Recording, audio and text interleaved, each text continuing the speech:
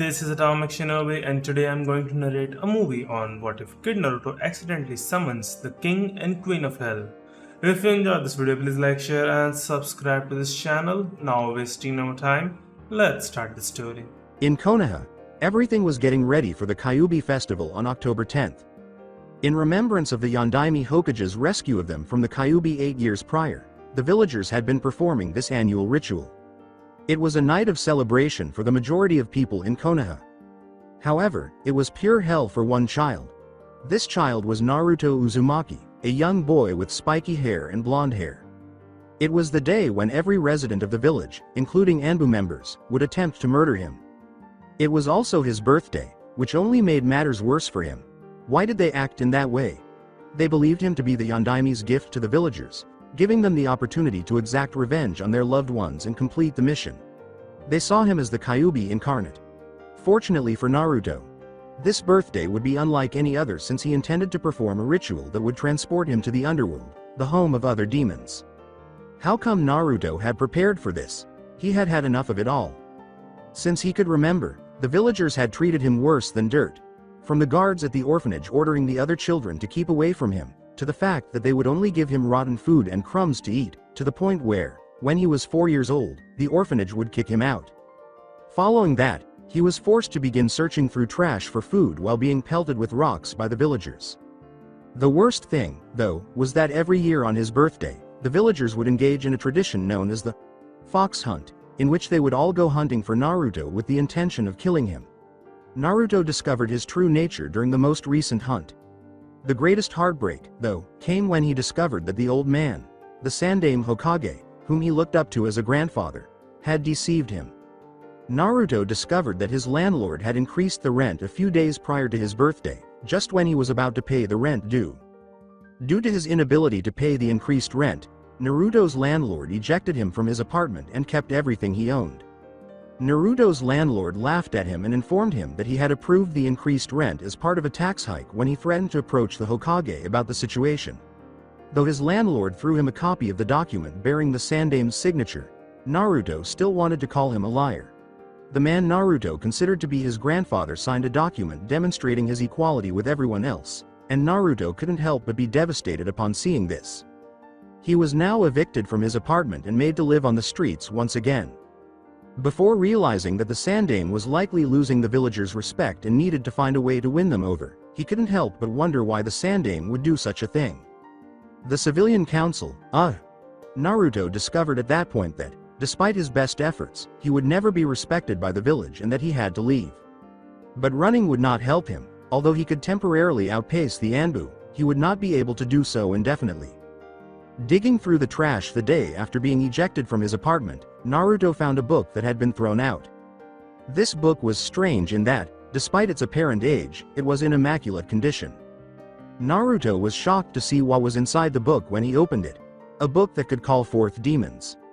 He leafed through it, curious about what it might hold, and came to a page that described how to call forth a demon that would grant its summoner one wish. For Naruto, this was his chance to be with his own people who would accept him, and to escape the village. The impoverished boy realized that the summoning would be challenging as he went over the requirements, the most important of which was that it had to be done at night under a full moon. The next full moon fell on his birthday, which was unfortunate for him. Naruto knew he would have to put in a lot of preparation, but with his unwavering Uzumaki determination, he would go above and beyond to escape this terrible village. He studied the summoning ritual meticulously as his birthday drew near, making sure he retained every detail until he could no longer remember it. When his birthday finally arrived, Naruto intended to hide until dusk. Regretfully, a ninja with peculiar facial markings discovered him. A member of the Inuzuka clan, he surmised. For the first time ever, they brought him to the academy for a short while because he was missing it. Naruto knew the village was trying to make it difficult for him to hide by making him attend the academy. He even tried his usual pranks to get the teachers to throw him out, but all they did was lock him in the closet. Naruto saw that night was drawing in as the academy's day came to an end and he was set free. In an attempt to avoid being discovered, Naruto dashed across the village, searching for a suitable hiding spot to carry out the ritual, only to find that all of the suitable spots had been reserved for him.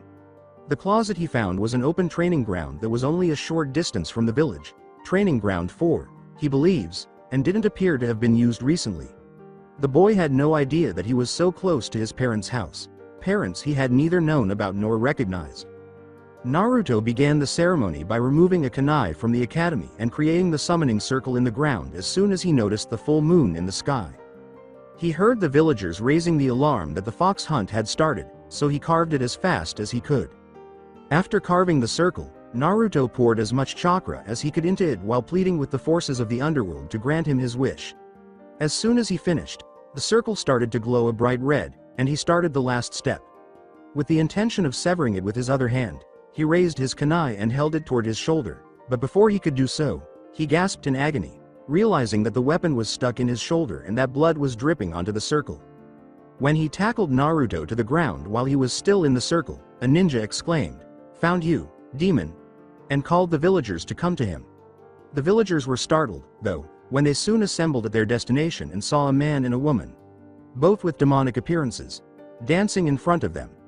These two individuals were none other than Hell's rulers, Queen Lilith Morningstar, the queen of the succubi, and King Lucifer Morningstar, the first fallen angel.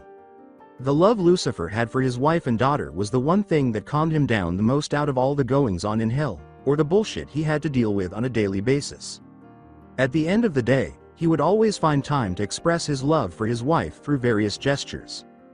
To help him forget the frustration of dealing with the triple verses today, they decided to dance tonight, something they hadn't done in a long time, in the hopes that it would result in another amazing night in bed. But while they were dancing, neither of them appeared to realize that they had been called straight out of hell and were in the clearing. Until Lilith stepped in something, neither of them noticed the angry mob of villagers as they danced. She saw that she had stepped in some blood when she stopped her husband, who realized right away that they were no longer in hell. She turned to see a small child with a kunai protruding from his shoulder, bleeding on the ground and whimpering in pain. She yelled, "Oh my Satan!" as she left her husband to tend to the young child and took the kunai out of him right away. While his wife was tending to the boy, Lucifer started to look around. In all honesty, he didn't even feel the same pull that he usually felt when called upon, and to add to the intrigue, this summon had succeeded in drawing his wife to him, no small accomplishment considering that this was her first summoning.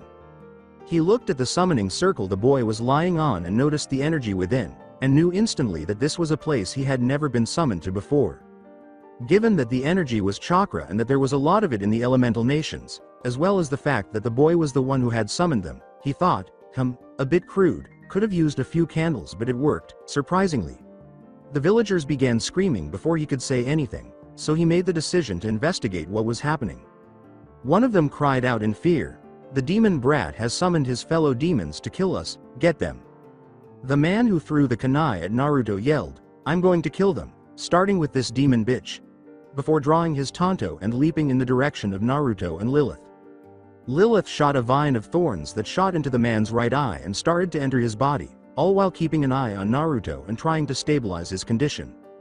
More horror was scattered among the villagers as the man screamed in pain and terror as the vines started to spread throughout his body, emerging from his left eye that popped out of his skull and entered his mouth. The stupid man eventually reduced to the size of a thorn bush, and Lucifer killed him by setting him on fire. After the ninja was eliminated, Lilith saw that Naruto was recovering more quickly than both she and Lucifer had when they were in their own personal messes. She called out to her husband, "Lucy, his wound is healing." Because he could sense the other chakra force in the boy, Lucifer had a good sense of both what was happening and who the boy was. He turned to face the villagers who had attempted to split up the husband and wife in an attempt to get a closer look at him. The villagers gave him a glare as he calmly said, "Get out of my way, or I will move you myself." One of them yelled smugly, "There are only 3 of you while there is an army of us. You don't stand a chance, demon." But then Lucifer laughed evilly and the smugness subsided. He said in a normal voice, "Oh how I missed this. I love it when you stupid monkeys refuse to see reason, let alone you think you know everything." But then he raised his right arm and waved it at the monkeys, sending them flying to the sides of the clearing so that he wouldn't kill them just yet. While Lucifer was looking at the summoning circle and destroying it with a blast of fire, Lilith gathered Naruto into her arms and held him like a newborn child. Lucifer knew that humans were avaricious and did not want them to study and recreate it for their own purposes because most weaker demons would not be able to fight off the crowd. Lucifer said softly, speaking more in his naturally smooth voice than in a demonic one. Now to find out what I was summoned for. He then walked over to his wife and the young boy. In order to avoid frightening Naruto, Lucifer asked gently and politely, I know you're the one who summoned me and my wife, but before you tell me what you want, can you first tell me how you summoned us?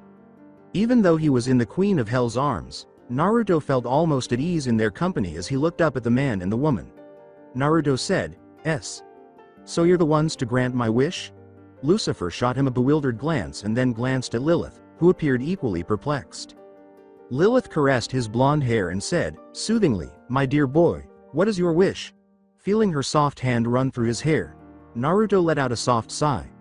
Naruto responded, "I want you to take me to the underworld where I can live with my fellow demons." This caused both of the rulers to look shocked, and Lilith almost dropped Naruto. Not at Naruto, but at what these people had done to this poor boy, Lucifer clenched his fists in anger. He inhaled deeply, then asked the boy.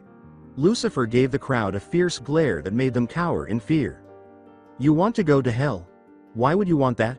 Better yet, can you tell me why you think you are a demon and how you summoned us?" Lucifer asked, incensed that the boy believed himself to be a demon. Though he was sure why Naruto believed he was a demon, he still wanted the boy to make sure.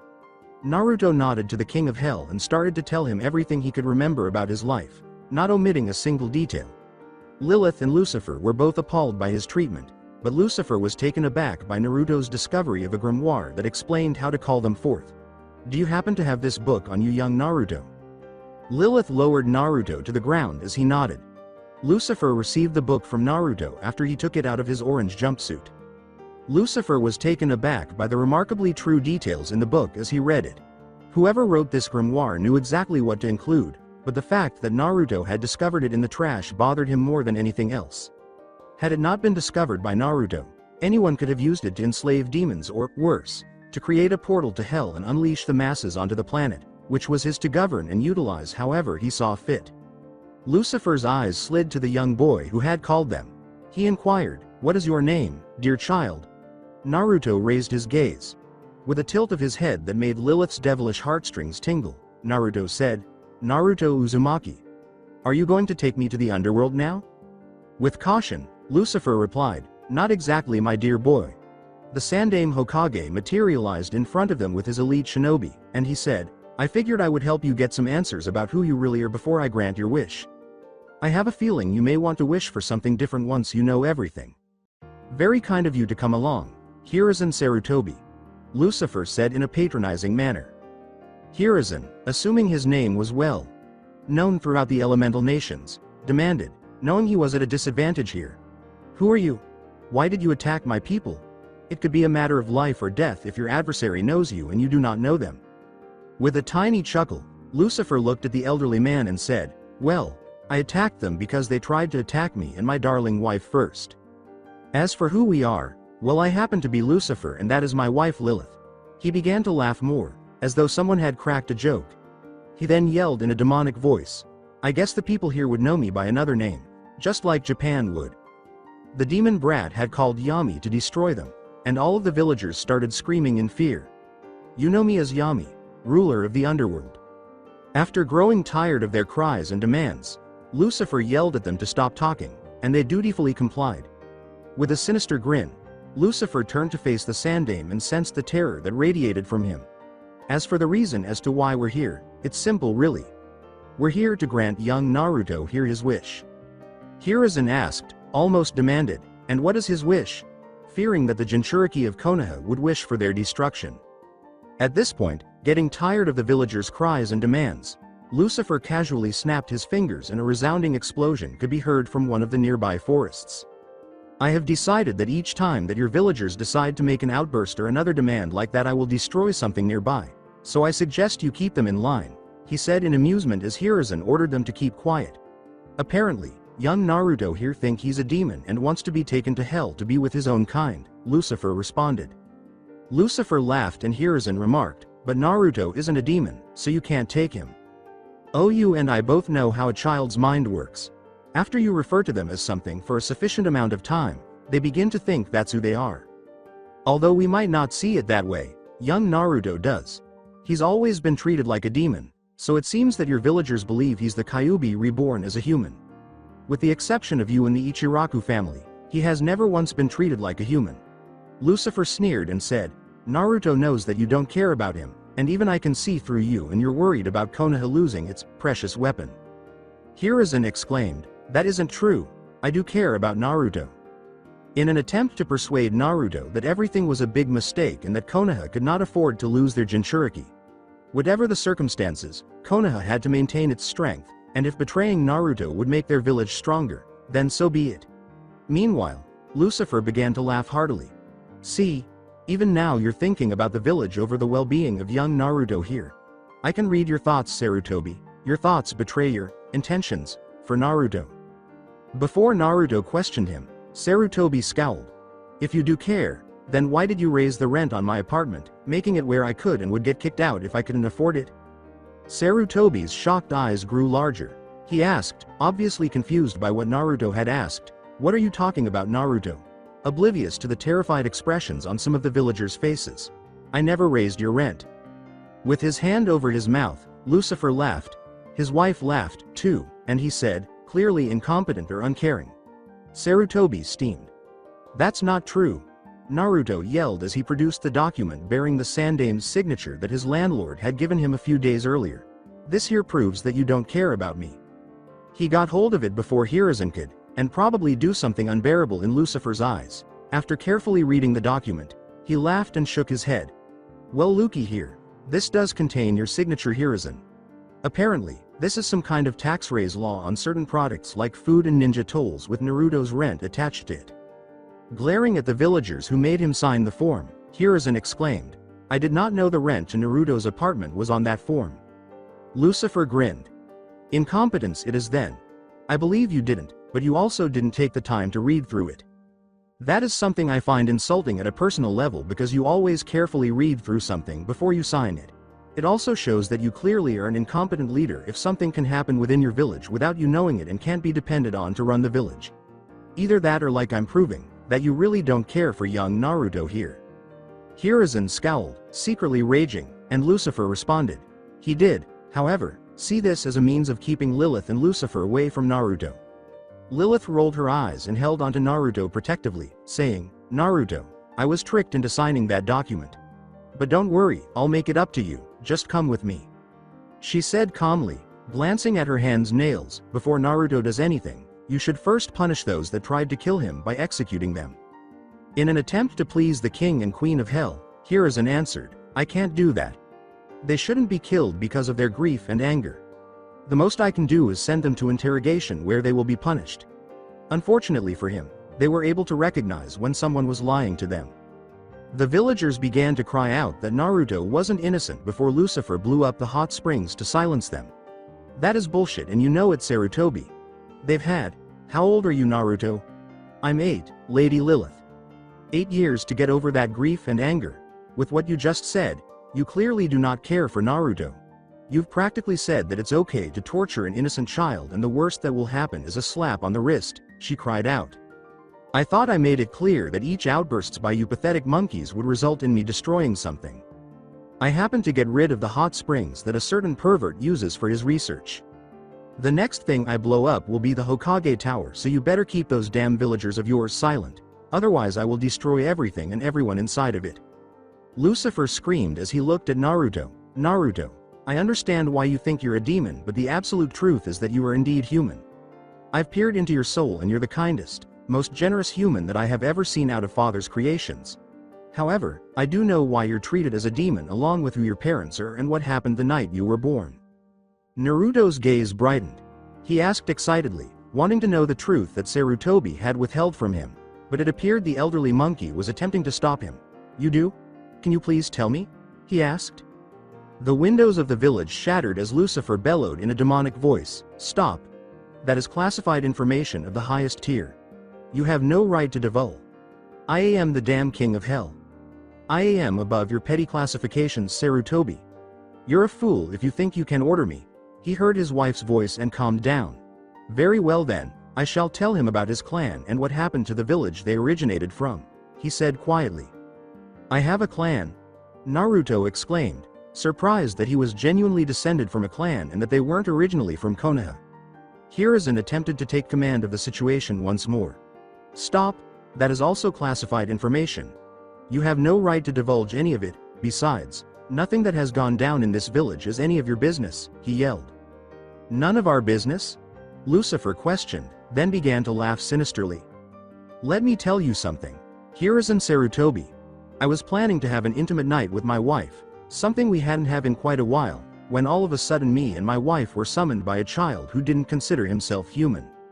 To make matters more frustrating, we were attacked. Now I have always considered the creature's father has created both idiotic and stupid, with my lovely wife being the exception and now this young boy. However, tonight has proved to me how truly evil humanity can be. Like seriously, I'm the king of hell and I thought I was downright evil. Now we were summoned here to grant his wish and we intend to fulfill that wish, but I intend to tell him the truth first. Yet you state that none of it is our business after everything that has happened so far." After saying that, Lucifer fell silent, but his rage was still palpable.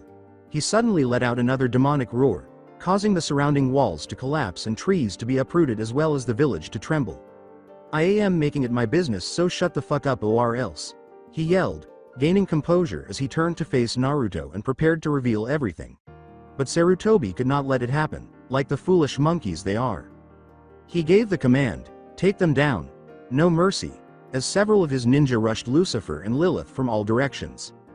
When a ninja attacked him with a tanto, Lucifer retaliated by ripping off his head with a single swipe, saying, "Look who decided to show his true colors."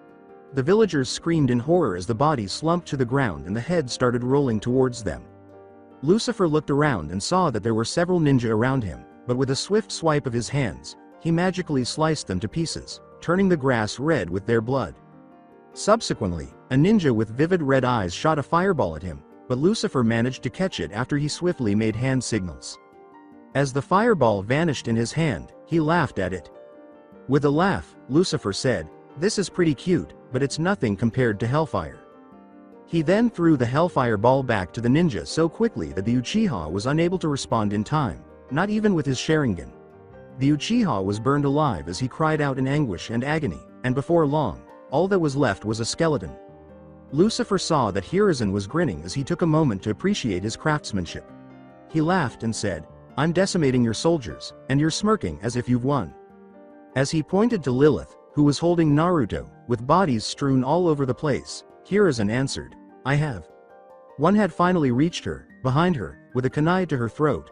"I suggest you surrender now so you can be conditioned as a weapon for Konoha, otherwise she will die," Hiruzen said. Instead of turning to face Sarutobi as he had expected, Lucifer just laughed. The ninja with the kunai to her throat demanded before Lilith grew her horns and impaled the other ninja through their eyes, the horns going through the back of their head before she retracted them back to their normal length as the foolish ninja fell to the ground dead. "Lilith, you've missed one behind you." "Oh, I'm aware, dear. I just figured I'd let the senile old monkey have a chance before it falls apart." Lucifer laughed with pleasure.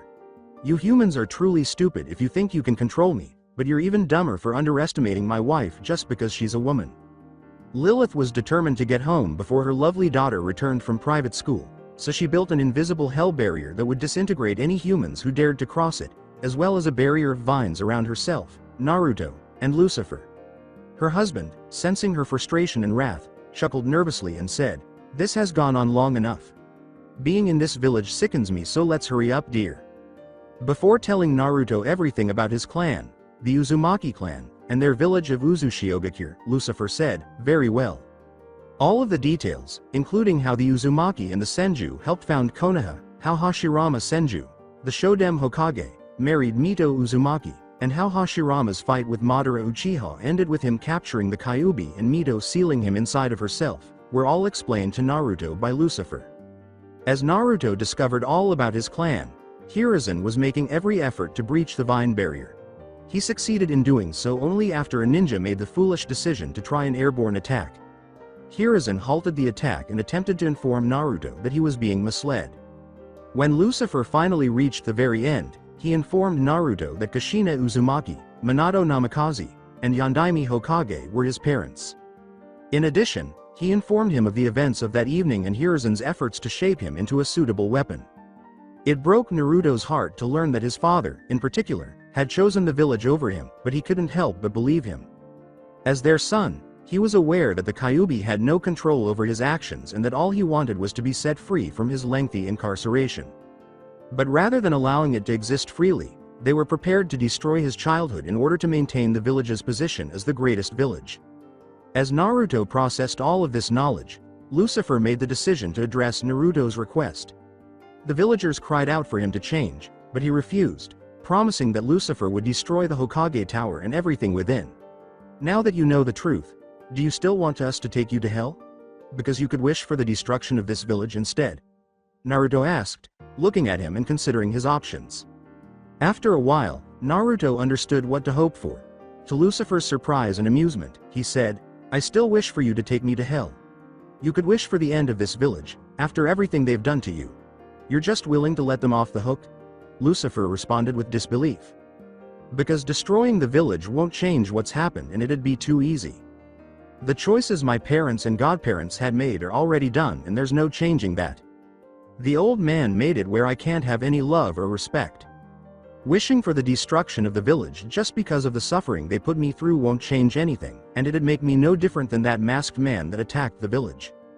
There are those like the Ichiraku family that haven't harmed or done anything, instead trying to help me. And after everything you've told me, that would just add on to the hate that they have for me. To be honest, besides a few friends that I've made in the Ichiraku, there's just no place for me here and I'm better off in a place that they can't get to me. Plus, if what you say is true and judging how this world works, there could be some Uzumaki down there in hell, right? So just take me to hell. I'd rather be a demon that is loved than a human that is hated. Naruto explained passionately. Lucifer gave Naruto a disbelieving look. This young child was so eager to turn into a demon in order to get away from the horrible humans who had tormented him. Naruto stood out from every other human he had seen, including Adam and Eve, and if he was being completely honest, he rather enjoyed it. He saw something in the boy that none of the other humans there could see, and to be honest, he would prefer to have that potential to himself, in hell rather than in the living world. Or, heaven forbid, in Satan's kingdom. Before Lilith intervened, he said, very well, but I will have to make you into a demon first. Her question, wait Naruto, is coming to hell the only thing you want? Made him turn to face her. Lilith nodded her head and turned to face Lucifer as Naruto responded. Well, I do want a family, but the old man made it clear that I was never meant to have one. With a smile on her face, Lucifer said, Lucifer, my love, I think we were both summoned here to grant Naruto this wish instead. I do believe you're right, my dear. We would be excellent parents to Naruto and I know that Charlie would love him. She's been asking about getting a younger sibling for a while now, replied Lucifer. Lilith gave Naruto a sweet, maternal smile. The 8-year-old smiled and then frowned when she said, did you hear that, Naruto? You're going to be a part of our family now and you'll get to meet your big sister who will definitely love you. He questioned, what about the Kyuubi? When Naruto expressed concern for the energy creature that was sealed inside of him, Lucifer simply looked surprised and came up with a solution. I know he was sealed inside me against his will, but I don't want him to be trapped forever. Well, the moment we get to hell, I will remove him from you, a process that won't end in your death like it would normally go. After all, it would be child's play for me. He is, after all, only a construct of energy and all I would have to do is remove his soul from you and set it free. He will be able to reform himself in hell and be allowed to run free and live in peace as long as he follows the rules I set up for him. He will never have to worry about being sealed ever again. After that all is done, we will turn you into a demon, my son.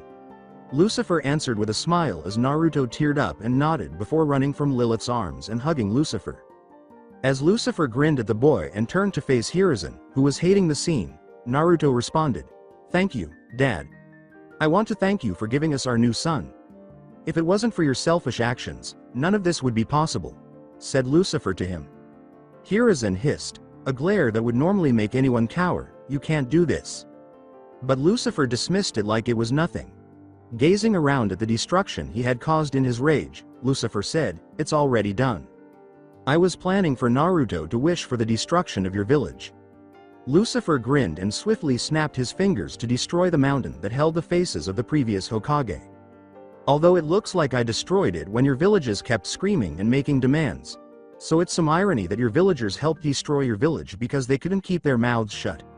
The Sandaime was left to deal with the devastation of his village, and he said, "That's for the suffering of my son," as he opened a portal for the three of them to return to hell. Morningstar Mansion is where Lilith and Lucifer call home. Through the portal Lucifer created in the mansion's lobby, the king, queen, and now prince of hell emerge. Lucifer grinned and said, "Well, this is it, my dear boy. Home sweet home." Two identical goat demons ran to them, chanting, "Master is home. Master is home. Oh, Master brought a boy." "Truly, sibling. New prince?" inquired the other. Lilith giggled into Lucifer's hand, and Lucifer laughed. Footsteps came from the mansion entrance before a young girl with bright red eyes and long blonde hair with a bow on top entered. "Naruto, meet Razzle and Dazzle. They've been in my service for many years." When she saw them in the foyer with a small boy, she stopped talking. "Daddy, Mom, I'm home. Please tell me." "All right, so you're not, that's great. But who's this cutie?" she questioned, taking Naruto in her arms. Charlie spun around with Naruto, who was giggling like a child. "Ah, Charlie. This is Naruto. We were summoned by him when he found a grimoire and summoned us to grant his wish," Lucifer said. Glancing at one another, Lilith and Lucifer asked, "Wish? What did he wish for?" Her mother began. "Well, it's a long story, Charlie," before going on to tell her about the previous hour or so in Naruto's life up to that point. Charlie hugged him tightly after breaking down in tears. "Oh, you poor thing. Don't you worry, Naru. Big sister Charlie is here to give you all the love you need." Naruto's expression began to grow bluish. Charlie released his hug, saying, "Gee. Good, but I can't breathe, big sis." She grinned sweetly and giggled. "Oops, sorry, Naru." Lucifer laughed. "Yes, well, we should move on to the process of making you a demon, Naruto, before father gets upset that I have a human boy here in hell." With a quiet nod, Naruto wondered what the procedure would involve. Then, Lucifer called forth a grimoire that was both like and unlike the one he had discovered. Flipping through the pages, Lucifer exclaimed, "All right, here it is." He summoned his sinister sorcery and blasted fire at Naruto. This fire encounter for Naruto was different from the others in that it didn't burn. Rather, it tickled and had a cozy, warm feeling. With his other hand, Lucifer extracted the Kyuubi's soul from Naruto's stomach by drawing out a dark red energy that eventually emerged as a red orb in Lucifer's grasp. "There's the Kyuubi out. Speaking of which, I'll have to talk to Shinigami later to see if I can reunite the two halves." Now onto the demonic process. Naruto said, not feeling uncomfortable with the flames, but rather with transforming into a demon. The fire began to flicker between red, purple, blue, black, and green. His skin turned pasty white to that of the Morningstar family, and his horns protruded slightly past his hair, smoothing out his spiky blonde hair. She jumped up and down with delight, and Charlie squealed with delight. He could definitely pass for her younger brother now. As he put out the fire, Lucifer remarked, "Well then, there's that done." His blue eyes still shining, he said with a fatherly smile, "Welcome to the family, Naruto Morningstar." The four of them then gave each other a hug. In the Morningstar mansion the following morning, with a quiet yawn, Naruto got out of bed and stretched. He woke up exhausted and put on a black shirt and red shorts for the day. Before the realization dawned on him, he blinked off his sleep. His clothes, his bed, his room. He had fallen asleep right away after the family hug last night, exhausted from the day before, and Lilith had taken him up to a room to sleep. His natural spiky hair had returned after being smoothed out during the transformation, and it fit him quite well. Excited, he let out a squeal and dashed to his room. He turned to face the enormous mansion and saw that the hallway was very long. He murmured softly, pondering where to go before Lucifer emerged from his chamber dressed for the night. After hearing the squeal, he turned to face Naruto and grinned. "Good morning, my boy. Seems you're excited to be up." Naruto quickly nodded his head. Lucifer grinned and Naruto gave him a strong hug. "Well, let me see if Razzle and Dazzle can cook us up some breakfast. Since it's Saturday, Charlie should be home and won't be at school today." "Oh, thank you, Dad, thank you." Lucifer laughed, recognizing in the boy he had saved and taken in the previous day an entirely new side. He was depressed and, well, dying yesterday. He had missed Charlie's youthful energy and vitality, which he lacked during Charlie's childhood. "Now come along, your mother and sister will be waking up shortly. Charlie can give you a tour of the mansion after breakfast. Naruto accepted Lucifer's extended hand and the two went downstairs to the dining area, where Dazzle and Razzle were already hard at work. Naruto sniffed the air and began to drool a little. It all smells so good, Dad. Lucifer laughed merrily. Naruto pouted cutesily as Lucifer teased him. They do their best to make sure everything is in tip-top shape. I dare say that they might even be better cooked than that Ichiraku family you told me about. Lilith soon descended with a yawn and grinned subtly upon seeing her father and son up. Naruto grinned broadly and then abruptly his hair spiked back up. Good morning, Lucifer dear, and good morning to you, little Naruto. I hope you slept well, my adorable prince. Before Lilith came over and gave him a hug, he was so overcome with joy that he started crying. Well, that's at least normal. As pretty as your hair is, Mom. Lilith softly smiled and said, It's okay. I wouldn't want everything to change about you, my little maelstrom. Those fucking idiots are unaware of what they did. Of course, what do I know? I warned Father of this when he created Adam and Eve. Charlie came down, holding her phone and yawning.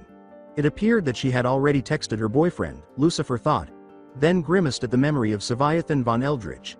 He got along just fine with Bethesda and Leviathan, but Seviathan just annoyed him. The fact that Lilith didn't really trust Helsa didn't help either, nor did the arguments between Helsa and Charlie. Observing his adopted sister, Naruto felt a childlike curiosity. Charlie, what is that in your hand? Charlie squinted her eyes and nodded when Lucifer mouthed, Elemental Nations. Ah, it's my phone, little brother. I'll get you set up with one, or Daddy will. Naruto gave a nod. See. Can I perhaps look at it? I've never seen one before. Charlie dear, make sure it's a good hell phone. I don't want him getting a Vox phone since I still don't trust him. He may have been here for a few years, but I remember when Alistair made his way here. Caused such a panic that me and King Paimon had to step in to deal with him. Lucifer said after having a glass of red wine. Charlie gave her phone to Naruto and nodded. Naruto nodded, his eyes widening from the bright screen in his hands. Charlie said softly, just be careful with it, okay Naru? Just use your fingers to scroll through it. With a soft frown, Naruto revealed that he had inadvertently pressed a button, allowing him to view Charlie's messages. Charlie looked at it as they sat down at the table. Big sis, what did I do? Oh, you accidentally opened up one of my apps, you see. Charlie gave Naruto an explanation of what the apps were, what apps were in general, and how the message system operated. Lilith grinned. After nodding his head and taking in the information, Naruto noticed that a person by the name of Sevi had the message tab open. Charlie's eyes widened as she took her phone before Naruto could read any of it, asking, Charlie, who's Sevi? Messages of explanation from her boyfriend to her. Naruto nodded his head and scowled, saying, Oh, that's my boyfriend Naru. I just don't want you to read those as some of those are very private, okay? Lucifer arched an eyebrow at Charlie, saying, Charlie, I got a bad feeling about those messages he was sending you. Charlie paled. Naruto clarified, What do you mean? Well, I don't know how close you two are and everything, but in the few messages. Charlie gave a nod. Messages that I read, I felt a darker purpose with them. Lucifer narrowed his eyes and conjured up a book containing details about Jinchuriki and the Biju they had imprisoned. Written by the sage of Chakra and creator of the 9 Biju, Hagoromo Otsutsuki, something that had vanished from the face of the elemental nations. When he scrolled to the end of the book, he discovered that Kyuubi could detect bad feelings and intent. It appears that Naruto acquired the ability to become a demon himself when he turned him into one, following Lilith's suggestion to use their own magic to turn Naruto into their son.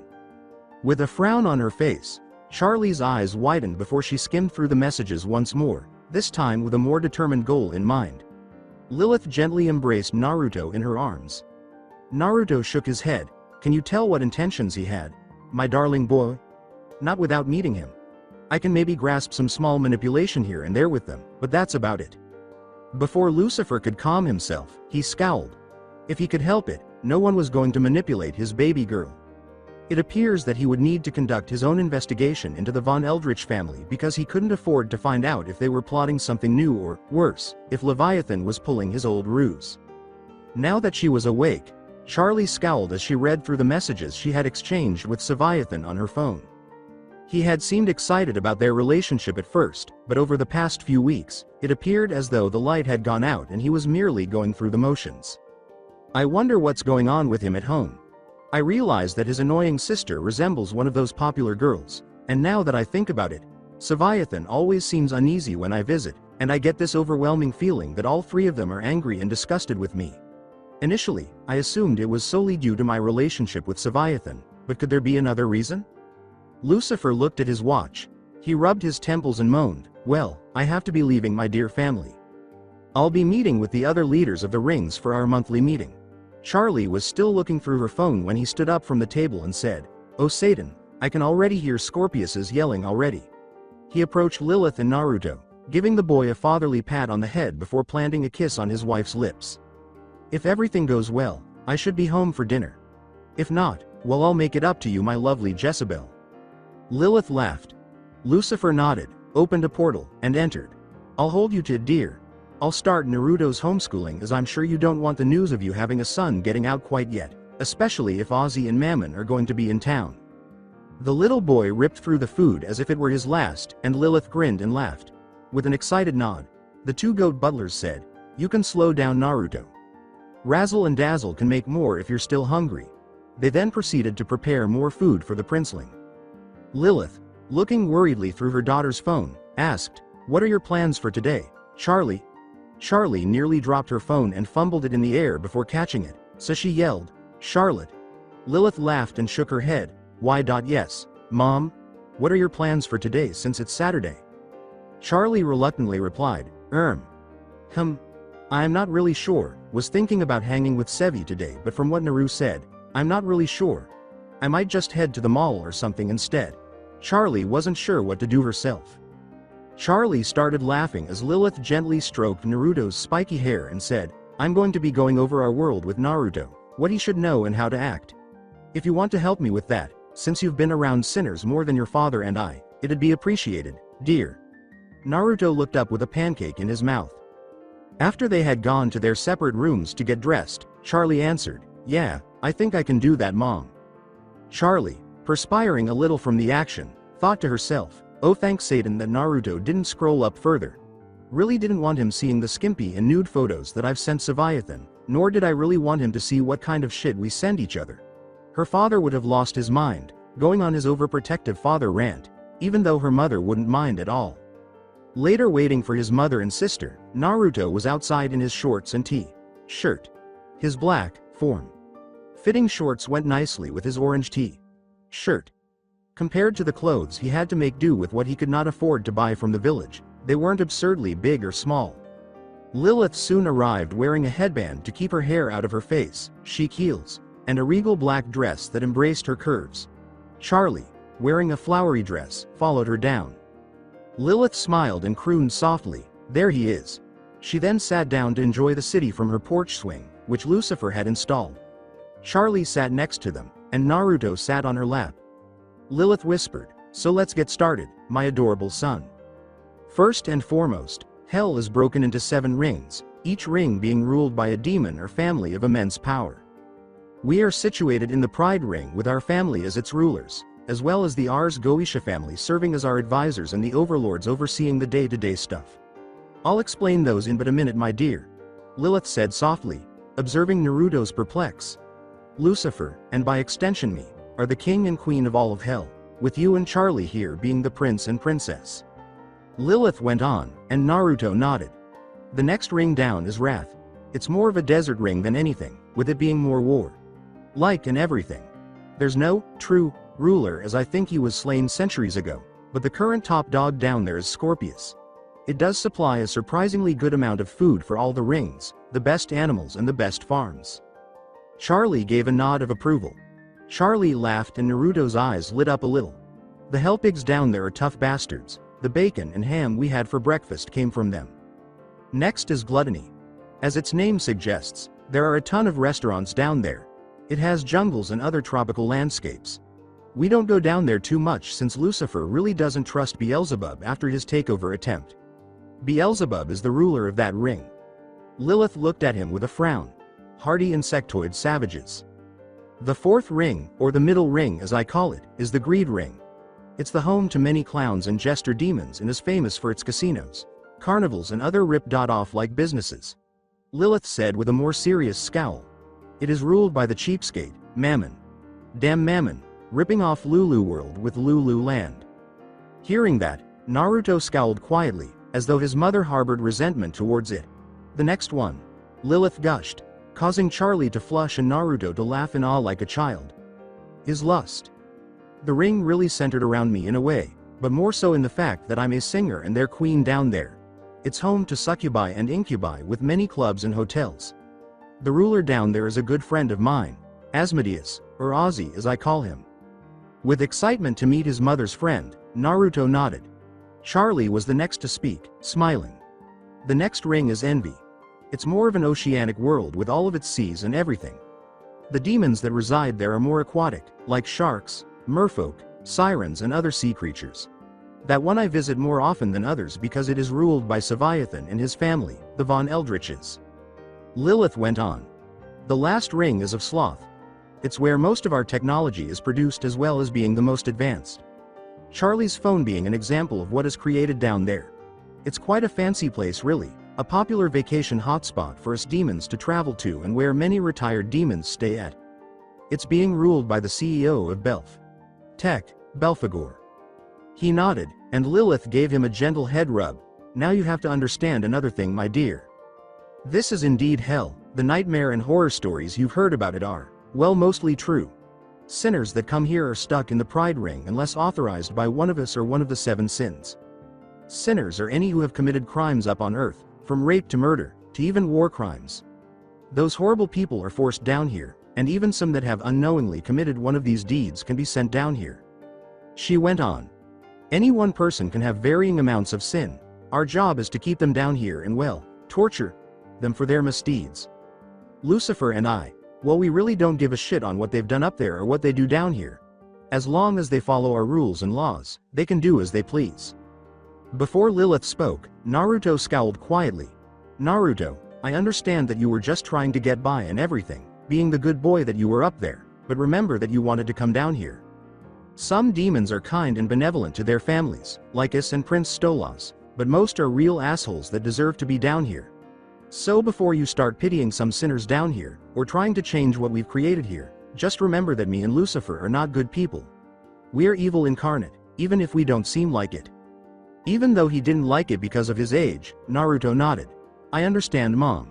I know it's harsh, but I don't want you to set high expectations of people. Those people who beat you up and tried to kill you in Konoha will eventually end up down here. Naruto's eyes lit up with rage. She smiled and gave him a gentle forehead kiss, saying, when they do, my dear princeling, you can unleash any and all your anger upon them. Charlie grinned and gave himself a gentle cheek rub, and you won't be the only one to do so, little brother.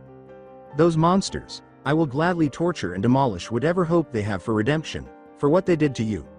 Her locks began to sway with rage. A certain woman with red hair sneezed in the meantime. Her red hair swinging wildly, she roared, who's taking my intimidation tactics, Databane? Her child shrank in fear of their caw. Chan's wrath. Lilith calmed them both by saying, but now onto the structure and hierarchy of hell. The lowest creatures of hell are imps. They reside mostly in wrath and pride, Imp City more specifically. They do all the lower tier jobs, but I have seen some rise above that. Fizzeroli being one of them. With a warm embrace from his mother, Naruto curled up in her arms. The next are Hellhounds. Both are given bad reps for whatever reason, despite being around before Lucifer and I came into power. Both are your normal working class though, with Hellhounds more specifically suited for bodyguard or bouncer duties. The interesting fact with Hellhounds is that they're loyal until their demise or until the job ends. So depending on the job, they'll be there for you through thick and thin, kind of like that Inuzuka clan of Konoha. Naruto gave a sympathetic nod. Pinching Charlie's cheek, Lilith giggled, the next are my people. I'm known to many as the queen of the succubi, but the only ones I've really birthed is my darling little Charlie here. This made Charlie blush and thrash her arms. They're your stereotypical demons that you hear stories about, focused on lust and everything, but a few have pushed past that and become successful megastars like Verosika Mayday. Baphomet demons, goat demons basically, are like hellhounds but aren't seen as such. most believing themselves to be blessed by the demonic god Baphomet. Yes, we demons do have gods too, just in a different manner. Lilith clarified as Naruto sighed. Next are the sinners. To tell you the truth, the sins and the royal families see them as lower than the imps and hellhounds. They're the ones who have committed whatever sinful nature that was in their heart and were sentenced down here, as I had stated earlier. Naruto gave a nod. Naruto shuddered a little at that thought. What I didn't tell you is that they can rise above that situation and grow in power. Nothing too serious, they just fight over territory that we give them here in pride, maybe about, oh I don't know, 25% at best. Those who have some power and are slightly stronger, either by power or money or whatever means, than the regular sinners and demons are called underlords. Don't ask me why they picked that, I still don't understand. Lilith narrowed her eyes and said, above them however, are the overlords. Those who have gotten more power, more control over the punishments that they feel they deserve. There are a total of 7 right now. Helsa and Saviathan, as they are both staying in pride right now, are 2 of them. Rosie, a delightful deer but a cannibal nonetheless. Alistair, the radio demon, who was once a radio broadcaster in life but came down here because of his cannibalism and his sadistic tendencies towards child abusers.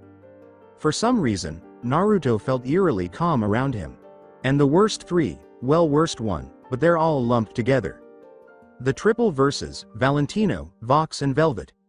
Vox is the television demon, makes it his life work to control as much technology as he can. Most of the television down here is produced by him, and if it isn't produced by him, it's produced by Belphegor. Velvet, Lilith gently rubbed her head. Charlie shrugged. Do you know anything about her? Just that she likes to cook, brew potions, and post stuff on social media, that's about it. Lilith gave a shrug. She's the more secretive of the 3, despite the social media stuff you'll eventually find. But the worst one, and the one I will warn you to stay away from, is Valentino. She grumbled when he was mentioned. Despite Alistair having attempted to take over once, Valentino is a master of deals and underhanded tactics. He is pansexual, someone who enjoys sexual activity with both men and women. His smoke is intoxicating, a mind control agent of those who are weaker-willed or unsure. He uses it to entrap people into his service. His men that have joined him willingly without the use of such tactics are scum such as he is. Before Lilith could control her growing rage, Naruto quietly swallowed. Next are the royal families, like the Ars Goetia. They are families that have been around since me and Lucifer took over. They control what territory we don't see a need for, and having taken up advisor positions for the 7 sins. They can be advisors in anything, whether it be political, financial or military. Prince Stolos himself is an astronomical advisor. He translates the stars and planet alignments and advises us in such manners to make the best plans. After that, is the 7 sins, as I have already told you, and then is at the top. S being Lucifer and myself, with you kiddos being just above the overlords in power, but still being seen as royalty. Lilith laughed. As the names suggest, each of the 7 represents the sins. Your father is pride, Ozzy is lust, Mammon is greed, the Von Eldritch is envy, Scorpius is wrath, Belphegor is sloth, and Beelzebub is gluttony. Nodding, Naruto took in the details his sister and mother had given him. Lilith grinned. After a happy grin and a squeal of delight, Naruto hugged his mother tightly and asked, with all that being said, how would you like to start your teachings in magic and defending yourself? On the day of Naruto's birthday, 6 years later, Charlie and Lilith were watching the ongoing training when a voice said, from the left, from the right, parry, duck, jump. Though he maintained a composed exterior, Naruto was secretly growing irate at how easily people were reading him. His blue eyes glowed red as he realized how much stronger and more accurate his strikes were becoming. Lucifer emerged carrying a bowl of popcorn to the training area he had commandeered. How long has he lasted this time? Charlie watched in concern as Lilith responded, 2 hours and 15 minutes, dear. I had him switch from the fencing that you took since it seemed that he didn't quite take after it, more being a powerhouse than anything, hence the sword style change. Lucifer murmured as he sipped his wine. Still, how in the world did you get the world's greatest swordsman, Dracul Mahak, to teach him? Lilith laughed softly. I told him that he was an Uzumaki. Mahak appeared indifferent to Naruto's endeavors. The man's features had barely changed. He was still a hawk, with only red skin and claws. His eyes had taken on an unsettling yellow hue. Trying to bring out the best in him, the unofficial overlord said, I have been training you for 4 years, Naruto, and you have yet to make me draw Yuru. Have you wasted my time? Similar to Roronoa Zoro, who had surpassed him in title before his death, the young man possessed courage. With a scowl, Naruto watched as Mihawk swatted away his sword attacks with a dagger. I'll show you yet, Mihawk. Sensei, Naruto exclaimed as his form changed slightly, taking on the appearance of a fox. It appeared that the Kyuubi's influence was still very much present in him. Mihawk arched an eyebrow at Naruto's hard slash before he moved slightly aside and the blade continued to cut through the air and strike the barrier surrounding the mansion. Good, you can use long ranged sword attacks, but only as you start tapping into your demonic powers. You must be able to do that in your normal state, or will you rely on them as a crutch? With a calm breath, Naruto's eyes widened and his fox features vanished, leaving only a red glow in his eyes. Naruto swung out and blocked Mihawk's attempt to stab herself with the dagger, shattering it and making Mihawk take a few steps backward while grinning. Naruto smiled happily. Excellent, you're getting there, slowly, but steadily. However, the full effects of the training soon caught up with him, as he began to pant and fell to one knee as Charlie ran over to him. Over the years, the brother-sister pair supported and advised one another, growing closer over time. Naturally, since Leviathan and she had been friends since childhood, they had broken up. That was quite the headache, considering Leviathan was bullying her and complaining to Lucifer about it. Lucifer responded by telling his daughter to date whoever she wanted. Naturally, Leviathan was furious about it, but he was powerless to address it once Leviathan and Charlie were released from Hell School. That's why Vagatha, or Vagi as Charlie and Naruto had called her, was the second person to run over and see how he was doing. Like Naruto, she was a sinner demon who had a horrible upbringing, with her father abandoning her when she was young and her mother passing away during childbirth. After a life of struggle and determination, she managed to secure a position as a waitress at a well-known restaurant chain. However, she was abducted by men who claimed to be settling her father's debts, and was subsequently sold into slavery, raped, tortured, and brutalized. It makes sense why she lost it and killed them all when the time came. She committed suicide because she had nowhere else to turn and was so broken that she would go to hell.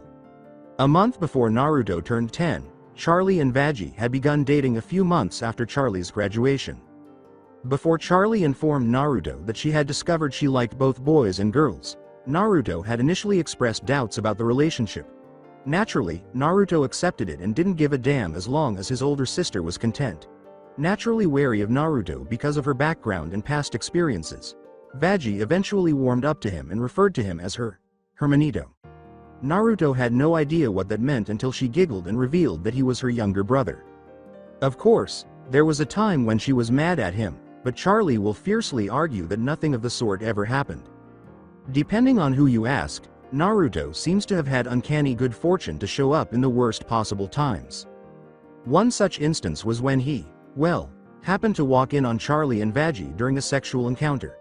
For a month, he was unable to look at them without blushing. Vagi followed him around and threatened to neuter him while Charlie pursued them in an attempt to calm Vagi and protect Naruto. Because of Vagi's Salvadoran ancestry, Naruto could hear every word, at least that's how it sounded to him.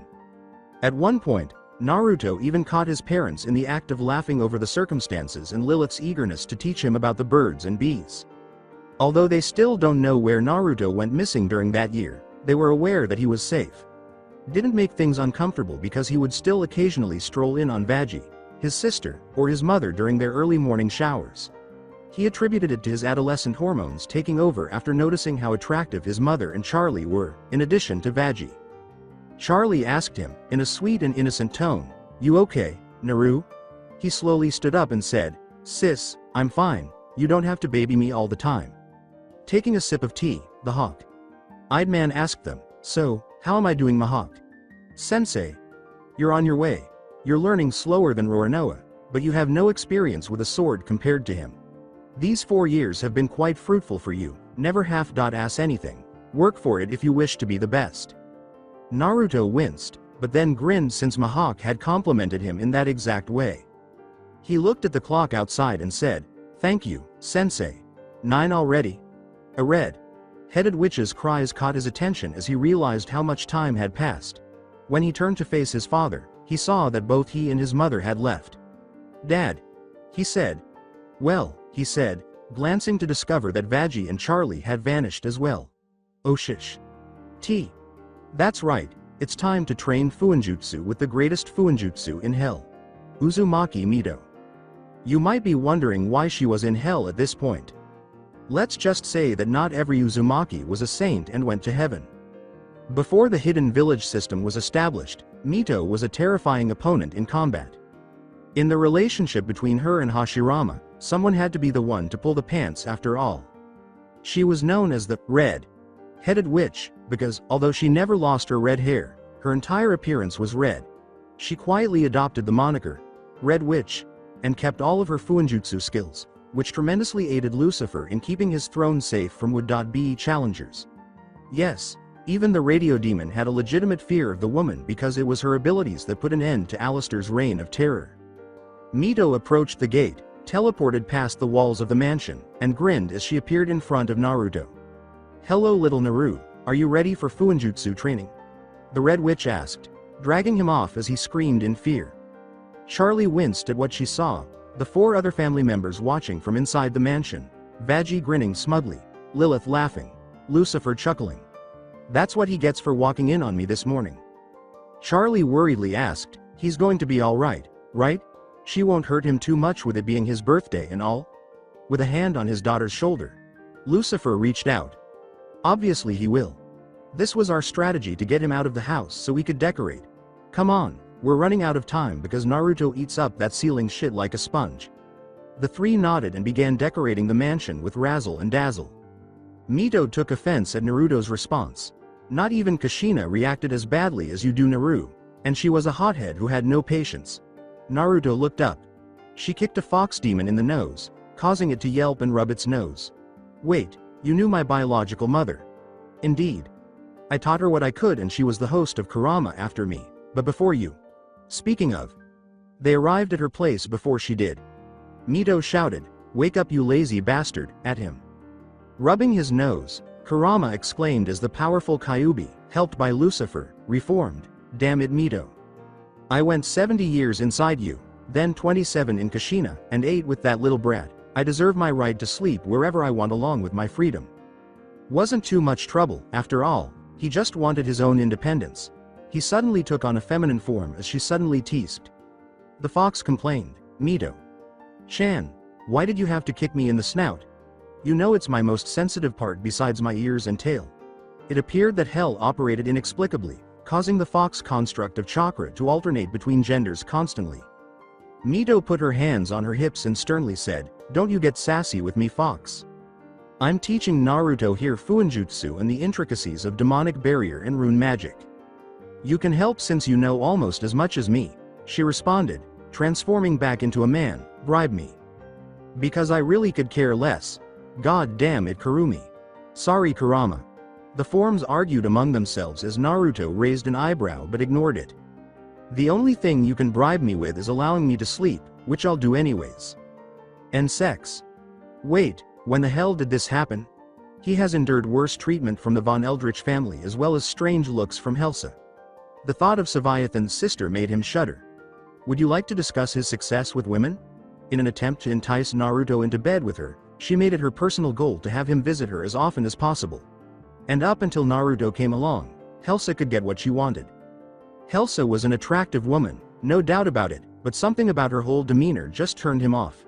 Harsh, conceited, and haughty, she was determined to achieve her goals at any cost, regardless of the relationships she destroyed in the process. He was a firm believer in working hard, not cutting corners, and deserving what you get. Both of them are total opposites in every way. Mito allowed him to return home after an hour or 2 of demonic runic magic and Fuinjutsu. It was brief because Lucifer got in touch with her to inform her that Naruto's 16th birthday celebration was about to begin. He returned to the mansion quickly, making sure that all of the lights were out. Lucifer clasped his hands and said, Mom, Dad, Charlie, Veggie, Razzle and Dazzle? Where is everyone? Just before the lights came on. Surprise! Exclaimed the 6 Morningstar members and a few other people, including Asmodeus and Prince Stolos and his daughter Octavia. With a shocked expression on his face, Naruto saw a banner with the words, Happy Birthday Naruto. Fall from the steps. He began to cry. Gee. Guys, just before Saviathan showed up in the doorway. He glanced around and said, "Sorry I'm late, was picking up something for Naruto." Then he grinned. Charlie went over and gave Naruto a hug, pressing her face into his chest. "I guess I'm not too late, hey. Happy birthday, little brother." "Yes, my son," Lucifer grinned adoringly. Mihawk and Mito have both spoke highly of your progress, as well as me observing how you've acted and reacted to changing circumstances here in Hell. I can safely say that I am very proud of you, Naruto, my son. Lilith grinned maternally as Naruto started crying. "Naruto, you have grown into such a wonderful young man. From the little boy that sought a ways to escape his tormentors and summoning myself and Lucifer, to being our little princeling, to becoming a young man that anyone would be proud of to have as a son." With a tiny hiccup, Naruto wrapped his arms around his family and gave them a bear hug. Thank you all. The principal held up her arm and said, "I present to you, your graduating class of 2015 of Lucifer's Academy of Hell. And now to present his speech, the class valedictorian, Hell's Prince, Naruto Morningstar." Naruto approached, 6 feet 2 inches with pale blonde hair arranged in spikes and donning an orange graduation robe. The audience all gave him a serious look when he said, "Now I'm not usually one for speeches, more of an action kind of person, but I will take a moment here to mourn our classmates that fell during the purge." Then Naruto chuckled. "As if, most of those dumbasses that died tried to pick on me, control the way I talked and acted, and if there's one thing I've shown during my years here at Lucifer's Academy of Hell is that you can't control the maelstrom." He went over to a blushing avian girl who tried to hide under her graduation cap from the attention before Naruto wrapped his arm around her and fled the stage, saying, "Now if anyone needs me, which you won't, I'll be with my girlfriend back at her father's place." Octavia held fast to him as he hopped onto his motorcycle and rode off. The audience blinked and then erupted in cheers. Charlie sighed as he watched with Veggie and Lucifer, who laughed softly. "Your brother still has a way with Theatrix, it seems. And it also appears that he's confirmed his relationship with Octavia Goetia. How fascinating. Hope he knows protection spells. I don't want to be a grandfather yet." Veggie steamed and Charlie flushed red. Charlie shouted, I'm not ready to be an aunt yet." Naruto wait, and leapt into the limo to follow him. Lilith giggled with amusement and Veggie followed. "So, when do you think Charlie's going to admit her feelings for her little brother? I know they're not biological siblings, but it'd still be such a fascinating thing to see."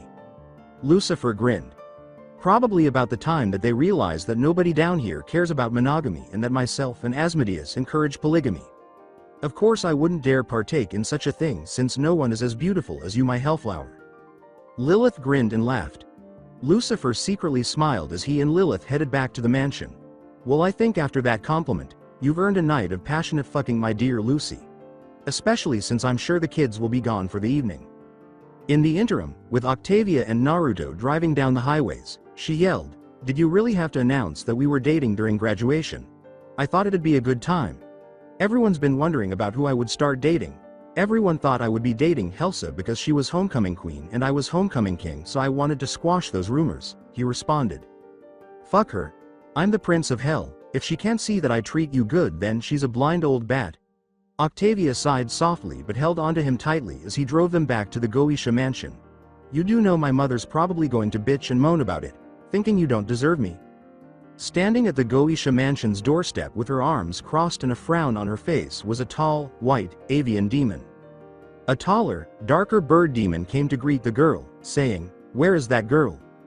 Graduation should be over and done with already." The previously mentioned Stella crossed her arms and said, "Stella, they probably just finished up. I'm sure Naruto will have her home soon. It bothers me that they're seeing each other," Stolos said, arching an eyebrow. "Why in the world would you not like that they're dating? He's the prince of hell, Stella. There's literally no one higher class than him. Is this because he accidentally walked in on you showering, or that you walked in on them with Octavia giving him a blowjob?" She yelled angrily, both of them, Stolos, detesting to be reminded of the two incidents. Octavia was clinging to Naruto when he pulled up, before either of them could speak again. Stella sighed as Naruto got off the motorcycle with Octavia in tow and said, "Sorry about taking a while, traffic was a nightmare." Naruto gave Octavia a gentle smile despite her slight frown. After giving her father a nod of approval, Octavia said, "I know it wasn't what you expected and everything, Tavia, but I'll make it up to you. She then turned to face Naruto. To make up for this embarrassing night, there's a new taxidermy place opening up downtown, Naruto said, grinning and kissing Octavia on the lips. It's a date, Octavia. With a quiet squawk, Octavia joyfully ran inside the house. Stella smiled a little before coming in, seeing that her daughter was at least semi-happy. Stolas laughed. If you do end up having sex with my daughter Naruto, protection spells that I taught you and make sure we aren't home. I don't want to hear Stella's screeching about walking in on you two again. Naruto let out a moan. She's still complaining about that. I can't help it, we even put a note that said do not disturb on her door. Stolas chuckled softly. Oh, I'm sure, my dear boy. Anyhow, how's the powers coming through? Kinda confusing. Haven't quite understood how they work or anything. Stolas gave a wise nod. Naruto squeezed the bridge of his nose and sighed, it'll come in time. Now it's best for you to be off before your overprotective big sister comes crashing through here. Right, I'll see you later, Stolas. After donning his helmet, he returned to the mansion by car. A minute later, Charlie arrived. Where's Naruto? Exclaimed Stolas. Veggie, step on the gas. He went back to the mansion. Veggie sighed and followed Naruto in his car. He just left Princess Charlotte. In the interim, with Naruto he belted out, I'm on the highway to hell, as he cruised through Pentagram City at night on his motorcycle and then proceeded to Imp City, a nearby city. He parked at the closest street corner as soon as he heard his phone ring. Sup, Dad? Your sister is in a panic, my boy. You alright? Yeah, Dad, I'm just taking in the sights and traveling around a bit tonight. I won't be out for much longer, and if I do have to be, I'll let you guys know. I'm actually over at Imp City right now since it's close to the Goeisha's place.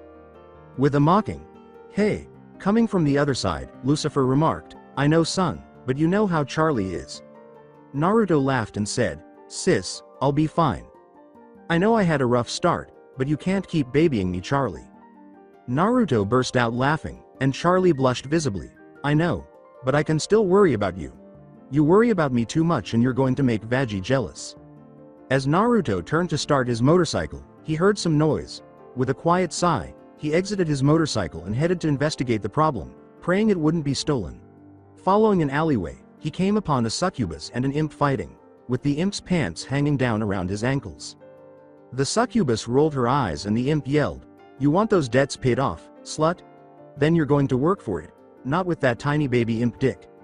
I told you about the situation with my ex, and this is how you act instead. Yeah, unlikely. You're not even worth a handjob, baby dick. The imp sulked. He started to do something before Naruto coughed, saying, Why you bitch? The succubus raised his voice first, asking, Am I interrupting something? Asshat here runs a hotel that I was staying at and was overcharging me. I didn't have the money to pay him, even though it seems like he likes to only overcharge succubi and incubi. Hang on a minute, you're Naruto Morningstar, the Prince of Hell. The imp paled considerably and then attempted to button his pants again. Sir. Naruto didn't even bother to give the imp a sidelong glance before taking out a gun he always carried and blasting the imp's head off. The act itself was extremely unexpected given Naruto's relationship with his sister. Naruto muttered, greedy bastard, and then took a piece of paper out of a pocket dimension. Sis might not like it, but he had a warrant for his death, scheming people out of money and forcing sexual favors. Didn't even own the hotel you stayed at because I own it instead. The succubus swallowed nervously, and then her form erupted into anger. Observing that the succubus was in slightly worse shape than before, Naruto raised an eyebrow and exclaimed, That little imp. Dicked fucker didn't even own the hotel. Little condescending bastard. She kicked the imp's lifeless body while letting out a quiet sigh.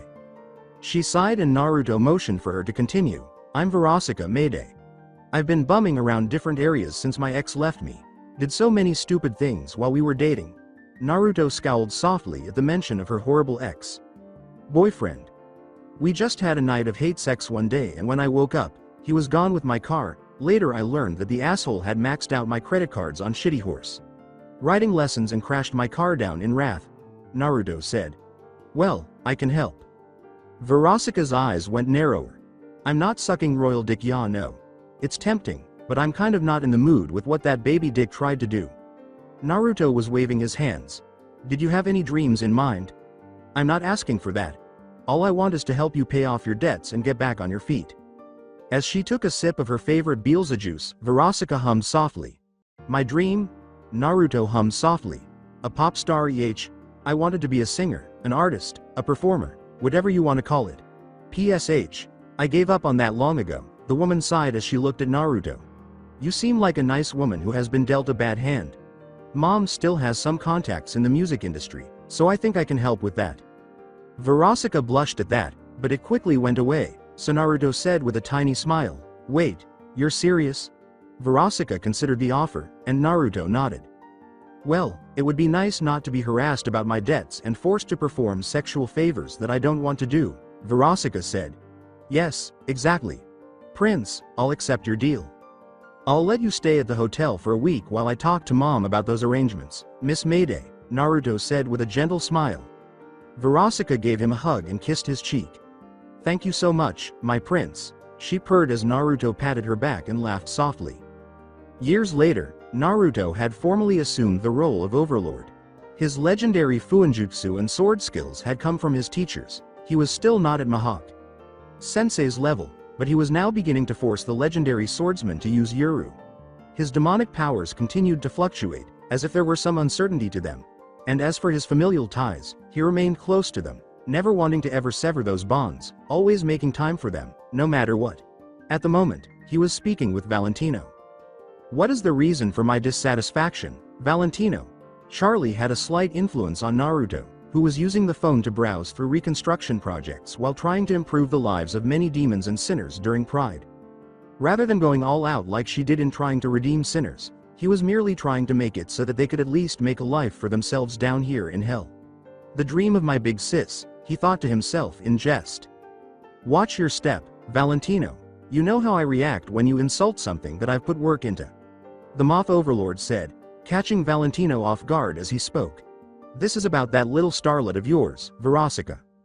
Naruto drew breath and said, Right, I still find it interesting that you let such a beautiful and lustful person just do what she wants instead of forcing her into her nature as a succubus slut. Valeriano. Verosika Mayday will continue to work for me under contract. Regardless of what you offer, I will not give her to you. She has drawn in a lot of souls as a result of her performances, and my father has been especially happy. According to what Verosika herself has told me, the human world adores and worships her, making her the #2 pop star in the living world. My mother calls her one of the best pop stars she has ever seen. After removing the phone, Naruto moaned, Wish I could get rid of that Taylor Swift bitch somehow. He then replaced the phone to his ear and continued, You know how I work, I won't be doing anything with her unless she is involved in the process. If that's all Valentino, then. Naruto scoffed and said, Then use your other clubs. The moth demon swallowed and said, Actually, I was kind of hoping that we can come to an agreement of hotel arrangements as my club doesn't really provide enough rooms that I need to keep my business going. He heard a slam on a desk. That isn't enough. We're barely scraping by because you gave us the short end of the stick and took over your family's land and more. Valentino swallowed nervously. You forget your place, Valentino. Naruto's eyes narrowed. Need I remind you that the Morningstar family owns all of hell? The fact that you think that you can command the prince of said family to give you more infuriates me more than you think so, sinner. However, I am a giving person, so I'll overlook it. I'll concentrate some of my reconstruction efforts on the lodgings closest to your clubs. As Vox and Velvet cast nervous glances at the third member of their Overlord trio, Valentino grinned behind the phone.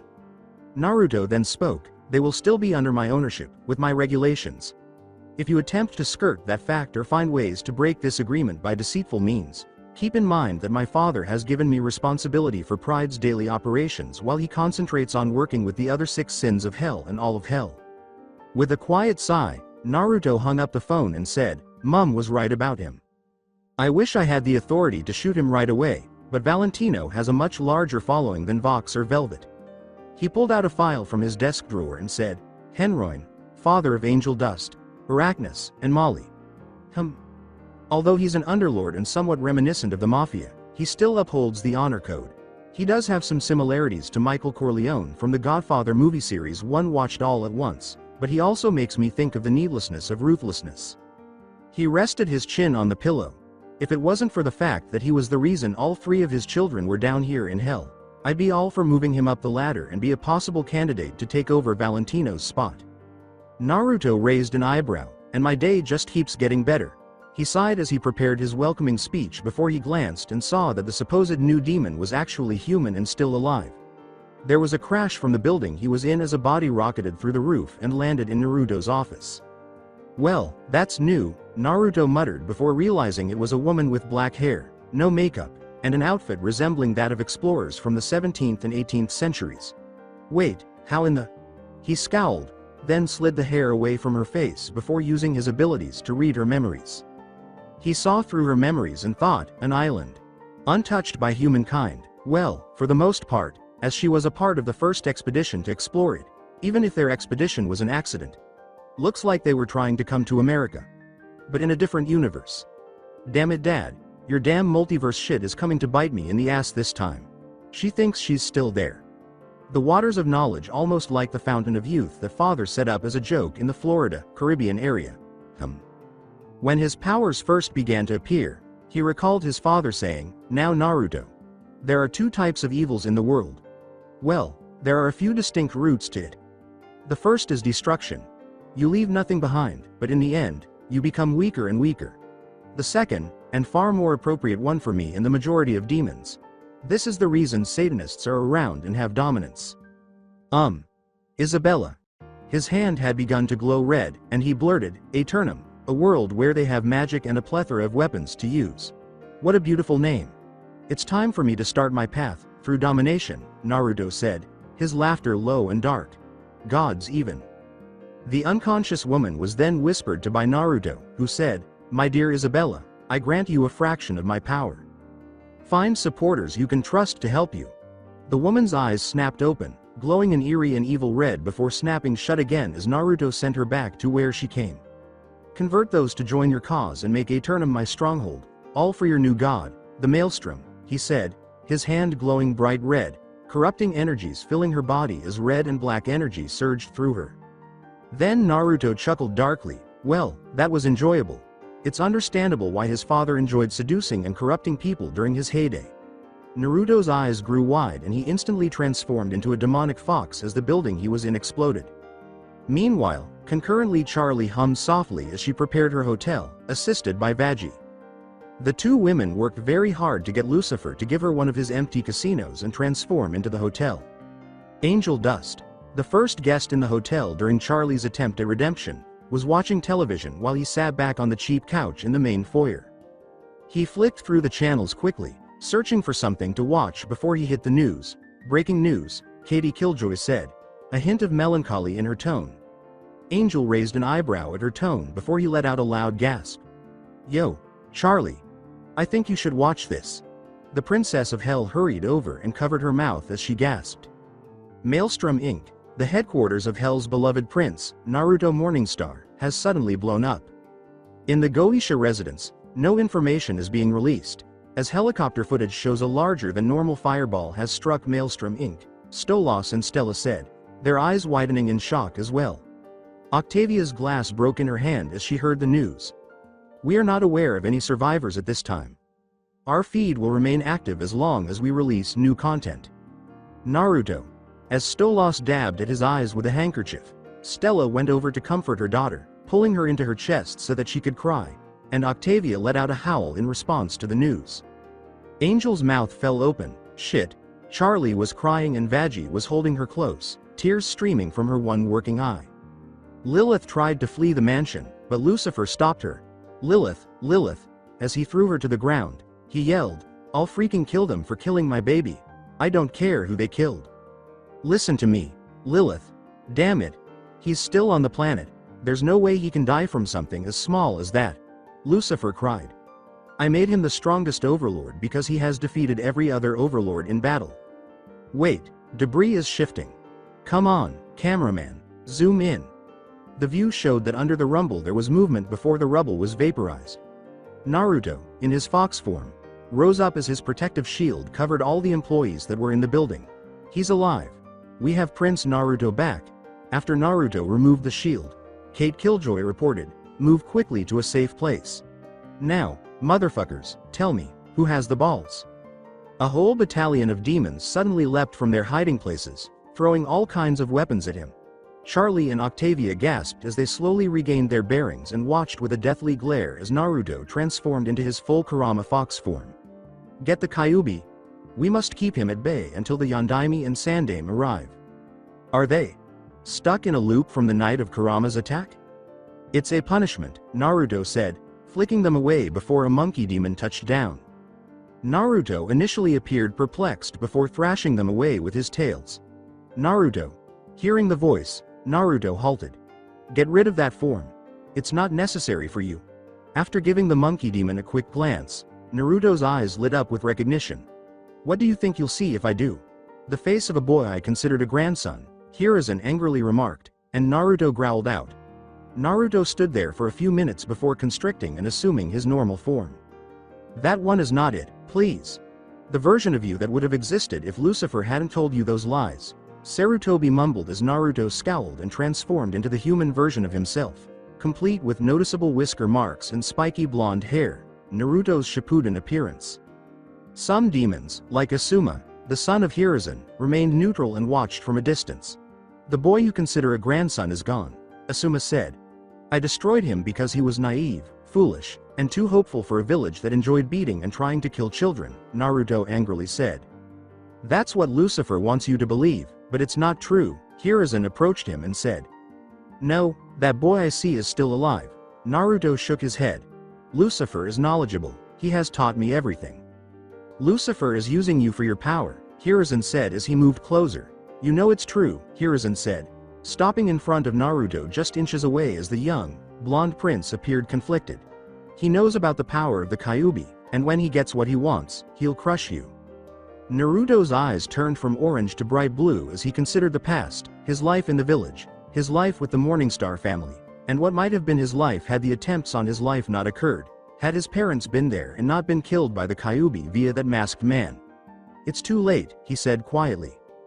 Hiruzen told him, no, it's not. Come home with me and leave here. Naruto's lips trembled. I'm being torn apart, old man. We miss you. Kushina is alive. She thought you died to the Kyuubi. His eyes widened at the news that his birth mother, Lilith, was still alive.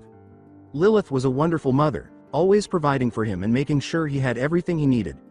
Learning that his mother believed Kushina had died made him realize he couldn't blame Kushina for leaving him. Placing his hands on Naruto's shoulders, Hiruzen said, I can get Tsunade to heal you, Naruto. Make those scars disappear. She would make everything better and hurt less. Hiruzen's expression was bewildered as Naruto's teeth chattered. I want to be free of this pain, of the scars of the village burning and their attempts at killing me.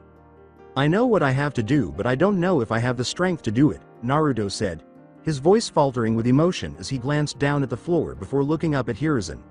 Will you help me, Gigi? Hiruzen smiled warmly, thinking he was getting to Naruto. Yes. Anything, Naruto? Naruto asked, glancing down to Hiruzen. Charlie worriedly watched the television, saying to himself, little brother, don't believe him. He's lying to you. Veggie watched in disbelief as he said, he's mixing truth with his lies to make it seem like he means well. Who is he, Hun? That's the village chief from where Naruto originated, and he was the one accountable for all the terrible things that befell him. Charlie lowered her hands. With memories replaying in his mind, Naruto took out the sword Lucifer had given him on his 18th birthday and held it in his hands, holding it sideways while Hiruzen glanced down at it and then looked back at Naruto. Gigi. I'm going to put in a lot of work to become Hokage. For me. Keep that hat warm. Hiruzen laughed and a youthful Naruto exclaimed, don't worry, Naruto, my boy, I will. I'll see to it that you pick up all the skills required to become an even better Hokage and ninja. The sun began to set over Pentagram City as the moon began to rise, casting the city in a low red shade. Hiruzen nodded his head and grabbed the sword sternly. Demolish them. No pity. Hiruzen gave the command. As Naruto came to a realization, Hiruzen clenched the sword. He only wanted his weapon back, and since they were already in hell, how was he ever going to return to Konoha? Hiruzen didn't care about him, didn't care that he was being starved or tortured. Asuma cried out, no, as the Sandaime's eyes widened as he thrust forward, driving the sword through Hiruzen's chest with the tip aimed at him. What Naruto didn't tell anyone is that he broke the sword during the last extermination and used the angelic metal lying near his company building to reforge the sword with their metal. making it even more powerful against demons and angels that would dare harm him. As Naruto drove the blade deeper into Hiruzen's chest, Naruto grinned and turned his blue eyes back to orange. "Thank you, Minato, I'm sorry. I did everything I could to reach him, but in the end, it just wasn't enough. The devil won and corrupted your son," he said, drawing out the blade as Hiruzen was in shock and his second life fading. He then pressed his hand against Naruto's cheek, caressing it as his feet began to turn to dust. As the monkey demon began to turn to dust, Naruto pushed Hiruzen away and closed his eyes in remembrance of the man who had brought him to his present family, the Morningstar family. Even when Orochimaru killed Sensei, it didn't hit hard like this, not even the village's destruction did, and Jiraiya, who was still alive and dealing with his spy network, felt his heart tighten before reclining in a chair. In excruciating pain, Asuma roared, "Kill him! For the Sandaime, for the father!" "To think you fools would dare to strike me here, in my own territory," Naruto said, his whiskers fading as his skin returned to the Morningstar pale, as the remaining ninja demons readied themselves to unleash whatever attack they could. They all froze as a blast of heavy demonic intent covered them. "My fast thinking made sure that my employees were safe. You were brought down here to atone for your transgressions, and atone you will." As all of the demons who had once been Konoha's ninja were brought down to him, he clenched his fists and said, "You thought yourselves stronger than my father, that he wouldn't have taught me how to defend myself. Stupid, haughty people. I do not, however, lack mercy. The benefits of working under me will be extended to those who surrender and join my forces. They will prosper and not go hungry or face animal extinction." Some did join him, including members of the Yamanaka clan, the Akamichi clan, and the Nara clan. He saw a succubus girl with pale eyes and indigo hair, and he let go just enough to allow her to make decisions, but not enough to allow them to kill him. "Hinata?" She nodded, much to his shock. "How?" "The elders were planning something horrific for my sister after I was branded with the caged bird seal," Hinata said with a regretful, quiet smile. "I used poison to kill every one of them, including my father, and he used the caged bird to kill me. After your death, I trained for years, throwing myself into it after the caged bird was planted on me while Hanabi was made heiress," she said with a soft sniff. "Naruto, Konoha has vanished completely. Destroyed by the explosion of your brother and Orochimaru." "Brother?" narrowed Naruto's eyes. Another succubus girl, a blonde one that clearly loved purple, walked up to him. "Yes. Naruto-kun, your twin brother. He was sealed with some of the Kyuubi's remaining chakra, which tore him apart and transformed him into a time bomb." With a sheepish smile, he arched an eyebrow. "Ino Yamanka." Naruto nodded. "Thought I recognized you. Is Konoha destroyed then? Interesting. Dobi thinks he has something." The Raven Demon glared at Naruto, whose eyes narrowed. "Oh yes. Sasuke Uchiha." The demon scoffed. "Looking around," he said, "as if I could forget such a detestable creature as you. Anyone else willing to serve?" The sun watched in disbelief as two hellhound looking women, one with a wilder mane, joined him. "Ka. Chan, Hana.ni, what are you two doing?" the sun asked. "Making amends to Kashina. Sensei." Three more appeared, a snake demon, a purple-haired hellhound, and a raven-haired succubus with captivating red eyes all bowed before him. "Sensei's son, please forgive us for not helping you more." Looking at the remnants, still a sizable portion of Konoha's hell-bound populace, Naruto smirked softly. "Obviously I will, if you truly are remorseful." Resume song. "You lot have caused trouble for me when I was mortal and have been causing issues for my family and others here in hell." He began to laugh gloomily. "To turn down a kind offer. There are a lot of people here, but not all of them, like Danzo Shimura, are accountable. You'll endure torture and questioning. You will tell me who your allies and friends are. And you won't pass away until I'm bored or satisfied with it." When his fingers froze on the second to last hand sign, Sasuke simply glared defiantly before getting up and performing the hand signs for his fireball jutsu. "Last chance Uchiha, join or die. As if I would ever serve a dobi like you. I'm more powerful than you. I should be your superior, as should these women be. Hell, I might just kill you and claim that as my own bitch of a sister as well." Anger gleamed in Vaji's eye. "I'll fucking kill him, son of the puta. Just watch," Charlie said icily as he held her back. "Watch, at what Naruto has become." Naruto laughed. then let out a full-fledged snicker before becoming serious. "All right, Uchiha." He shot red lightning from his fingertips, electrocuting Sasuke and causing the Uchiha to scream and spasm in agony. "If you will not join me, you will be destroyed. As annoying as your voice is, Sakura." He spat out her name, glaring at her. "The screams of pain, of your torture, are music to my ears." He renewed his efforts, the red lightning surging even stronger and electrocuting the two. In many other timelines, they would have been teammates, comrades. In this one, however, two gnats to the power of the Prince of Hell. A pink-haired banshee ran at him before he used his other hand to shoot lightning at her as well, bringing her to her knees as she screamed in agony. Sasuke was panting heavily and gritting his teeth as he stared at Naruto with his Sharingan blazing, but after a while he let up as Sakura was barely moving. Now, young Uchiha. The Uchiha was electrocuted by the Prince of Hell, and no one would save him or come to his aid. Hell was the domain of Morningstar, and this attack from Naruto just served to enrage him. When Naruto finally released the torrent of lightning, all that was left of the Uchiha was a charred corpse. "You will die," Naruto said in jest before surging his full demonic power into the lightning that shot out of his fingertips. The raven-haired demon cried out in pain and agony as his limbs contorted, snapping. He reconstructed Maelstrom Inc.'s headquarters with a wave of his hand. "Let this be a lesson to all of you. You had better pray to God to be saved before I come for you if you mess with me, my people, or my family." After seeing that Veggie had calmed down and both women were nodding to each other, Charlie said to Angel, who was somewhat disturbed, "Jesus Christ, remind me to never piss your brother off." Octavia let out a coo as she became enthralled with Naruto's overwhelming dominance and destructive ability. Naruto laughed and said, "Now, young Uchiha, you will die." Then, he unleashed all of his demonic power into the lightning that blasted from his fingertips, leaving the raven-haired demon screaming in anguish as his limbs snapped and twisted. After being electrocuted by the Prince of Hell, the Uchiha was left mangled, broken apart, and hanging at different angles. Nobody would come to his aid or save him. The Morningstar domain was hell, and Naruto's attack only made him more enraged. After Naruto let go of the lightning bolt, the Uchiha was reduced to a blackened corpse. Rebuilding Maelstrom Inc.'s headquarters with a wave of his hand, he said, "Let this be a lesson to all of you.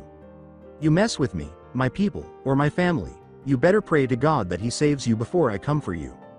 At the estate of Von Eldritch, though for different reasons, all four Von Eldritch family members were concerned about the obvious attack on Naruto Morningstar, despite the negative perceptions of the family held by many Hell residents. Some demons would feel more confident to attack a member of Hell's hierarchy if Leviathan, King of Envy, made a clear attack on him. However, young Naruto's response would naturally make them wary of attacking Bethesda, the family matriarch, for the circumstances the young man would now have to endure. Ultimately, he was a cute little guy who had gained her son's admiration while he was dating Charlie and her daughter's desire for him. With his pride still smoldering from his breakup with Charlie, Leviathan had been worried sick about the man he thought of as his little brother.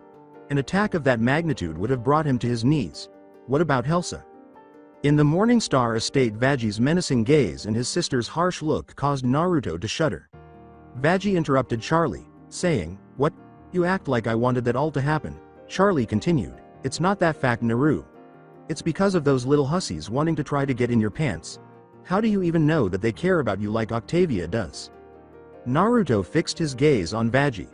Looking at his mother for support, Naruto said, "Are you implying? No. You don't get to talk. You just survived an assassination attempt." While Naruto tilted his head in confusion, she took a sip of her Emerald Dragon Death tea and said, "She's right, but for the wrong reasons, Naru. She's focusing on the women that wanted to join up with you." Naruto, those were sinner demons. A group of sinner demons attempted to assassinate the Prince of Hell. Your father is in a rage, even though he didn't look like it when he left here. She said calmly, masking her own rage at the attempted assassination of her baby boy. Add on the fact that Valentino was on the phone with you before it makes it seem like Valentino made a bid for power. Lucifer is going to reconstruct the Overlord system, as well as bring sinner demons down lower than what they already are.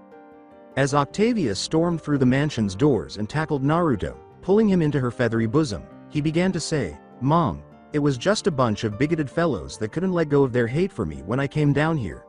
The Goetia princess ran her hands through his head, tears in her eyes. As Stolas scratched the back of his head, Stella and he arrived via portal. "I'm terribly sorry, Lady Lilith, but despite our best issues to keep Octavia at home, she ran off to make sure her Naru was okay." Lilith raised her hand. Charlie looked at the couple in jealousy, the room beginning to heat up as Vaggie raised an eyebrow at her girlfriend's protective behavior. "It's fine, I figured she would be arriving soon anyways," Charlie said. Vaggie gently put her hand in Charlie's and gave it a gentle squeeze. "Hun, you're going demonic again." Charlie grinned at Vaggie while taking a breath. With a cough of feathers, Naruto removed his head from Octavia's chest and kissed her forehead, saying, "Thanks, Vags. Via. I'm okay. You know I'm made of stronger stuff than what my former home could throw at me." Naruto encircled Octavia's slender frame with his arms, and this time it was her turn to press her head into his chest. I can't help it, I was worried, especially with the entire building being destroyed. If it wasn't for Papa's barriers, I would have ran out there and made a brand new taxidermy collection," she screamed before Naruto touched her head.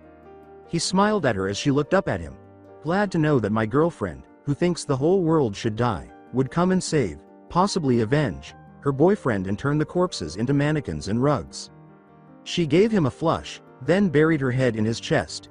Stella rolled her eyes. Don't say such embarrassing things, Naru." Stolas laughed. Grinning, Naruto cupped her chin. "Hey, I know how to make it better. Why don't you come with me and we can torture them together, okay?" Octavia buried her head in the hollow of his neck, sniffling but nodding. Vaggie pulled Charlie's arm down and shook her head as Charlie lifted a finger to speak. A few days later in Pentagram City, things started to feel normal again. Few limitations were placed on Sinner demons because doing so would unintentionally impact Lilith, Lucifer, and Naruto. The entire day was spent questioning Valentino to see if he knew anything about what had happened to the Prince of Hell, but all of the information came back empty, saying that the coincidence that Valentino's call came right after the prince's attempted murder was all that had occurred. A certain succubus singer, who appeared a little older than when they first met, was in the lust ring with Naruto. "And that's why I want to give you your own security team, Verosika." Verosika let out a frustrated groan. With a frown, Naruto said, "Naru, I am fine. Just because an isolated attack on you doesn't mean anything. At least get yourself a team. You can't keep doing everything yourself. When you're not performing, you're either running yourself ragged or out cold with that Beelzejuice of yours." "All right, I get your point." She gave in. Verosika shrugged and began to browse through her phone. "So why are we here in Lust anyway? I've got business to take care of down here with Uncle Ozzy." The following day Naruto was walking to a nearby club, letting out a frustrated sigh. Why does Charlie seem to be the target of attention all the time? These dumbasses seem to insist on trying to get into my sister's pants even with Vaggie there and their public relationship. Not really sure, Kit, but you do gotta admit, it's kinda hot seeing Vagatha knock their heads around. The fox perched on his shoulder gave a start, then abruptly stopped laughing. "Kit, the green portal will open at 3 o'clock. Bewildered by the fact that the majority of hell portals were red, with a few being purple or black, Naruto was dwarfed by a tall, hoofed creature that emerged. Its skin had a blue-purple hue. Blinking, Naruto pinched his nose. Why is it me every time? As the creature gazed down at him, he thought, another demon? Has the Legion already succeeded in conquering Azeroth? It matters not. With a sigh, Naruto fixed his gaze on the demon. Listen, I'm already running late and I really don't want to cause issues. I don't know what this Azeroth is, nor do I know of what this Legion is. It sounds like one of those things that the human nerds created. The devil scowled. Are you making fun of me? You are directly facing Prince Malchezaar and the armies under my command. Oh my god, hold on. Naruto peered into the demon's outer thoughts before he gave a menacing smile. Dimension traveling sounds like a good way for me to get better. Abruptly, chains emerged from the earth and encircled the taller demon's limbs. He tried to break the chains with his leg but was unable to do so, saying, Fool, partly chains cannot hold me down. Before the chains brought Malchezaar to his knees, he said, Yeah, those aren't normal chains, buddy. Uzumaki adamantine chains are nearly unbreakable and it seals off whatever energy you use. Now, Bo.